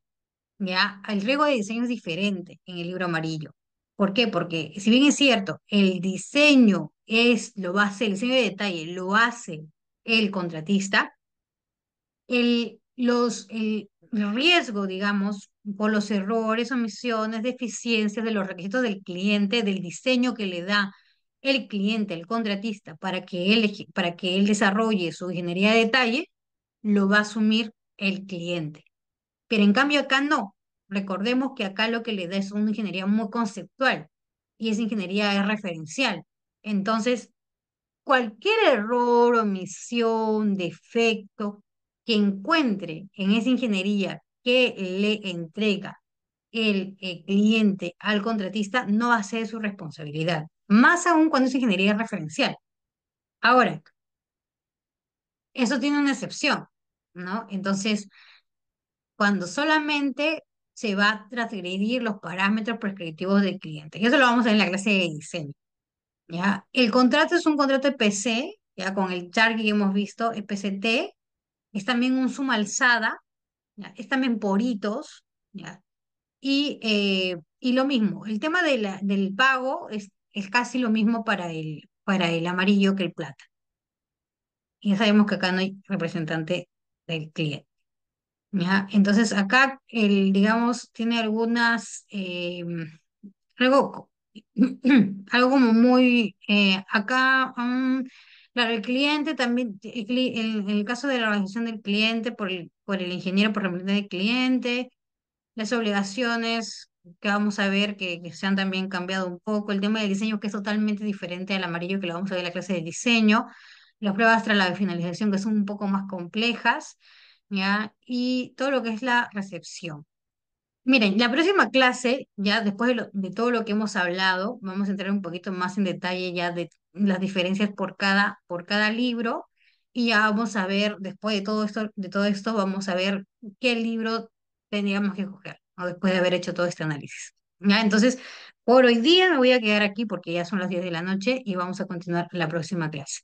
Pero voy a responder, a ver, esta última pregunta que dice, ¿ese componente tecnológico es solo en el aspecto de la operación o puede ser en el método constructivo? En un proyecto Silverbook los encontré como condiciones de diseño. Em, no, es el componente de construcción y el operativo. Lo que pasa, creo que es más que todo en el operativo, ¿ya? No, es que es en los dos, porque justamente lo que tú construyes, cómo tú construyes, lo tienes que hacer con las condiciones del licenciante. O sea, como o sea, no solamente es lo que, cuando el contratista diseña, no solamente el contratista lo hace lo que te dice tu diseñador, ¿no? Sino que tienes que hacerlo con un licenciante. Usualmente estas plantas tienen licenciantes que te brindan la tecnología. Entonces, ese proceso constructivo, como tú vas así, vas construyendo, tiene que estar tiene que estar justamente alineado con lo que te dice tu licenciante. Porque una vez que tú termines de construir, esa planta te debe dar un rendimiento estimado. Esa tecnología justamente está expresada en rendimientos, ¿ya? Usualmente las plantas tienden, tienden a medir su rendimiento por por métodos, ¿no? Por métodos matemáticos, ¿no? Ya como por cálculos, ¿no? O sea, no es como, por eso les digo, o sea, no es como no es como infraestructura, no es como una edificación, ¿no? El rendimiento de una edificación es diferente, ¿no? Porque ahí tú no hay producto, pues, ¿no? O sea, es como, tendrías que medir de acuerdo a cada proyecto, ¿no? Para un hospital tiene, o sea, es diferente, o sea, te tendrías que agarrar como que una unidad, ¿no? Una UPPS, ¿no? Pero no es igual, o sea, el llave en mano como un poco que baja su estándar, digamos, ¿no? En una edificación, pero en una planta, o sea, es como se ha concebido el llave en mano de esa forma, ¿no? De su forma, digamos, eh, una forma natural, ¿no? Del llave en mano, o sea, es de su forma original. ¿Ya? Entonces, que está justamente relacionado con este tipo de proyectos, ¿no?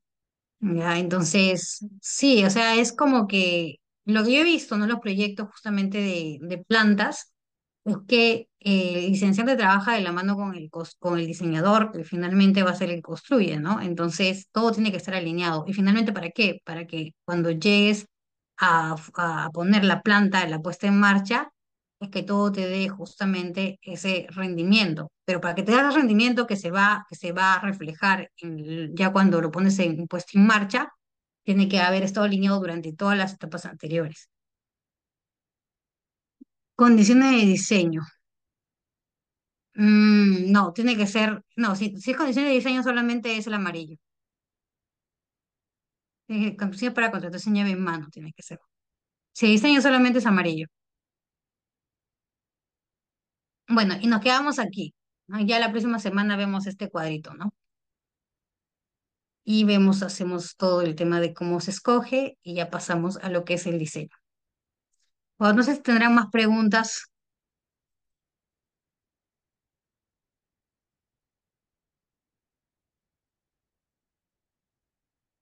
Bueno, ya, si no es así, bueno, ha sido un gusto y ya nos vemos para la próxima clase. Igual le voy a pasar a a la organizadora, le voy a pasar, a la coordinadora le voy a pasar lo que les dije, los guidance, para que lo puedan leer ustedes también y analizar. Gracias, gracias.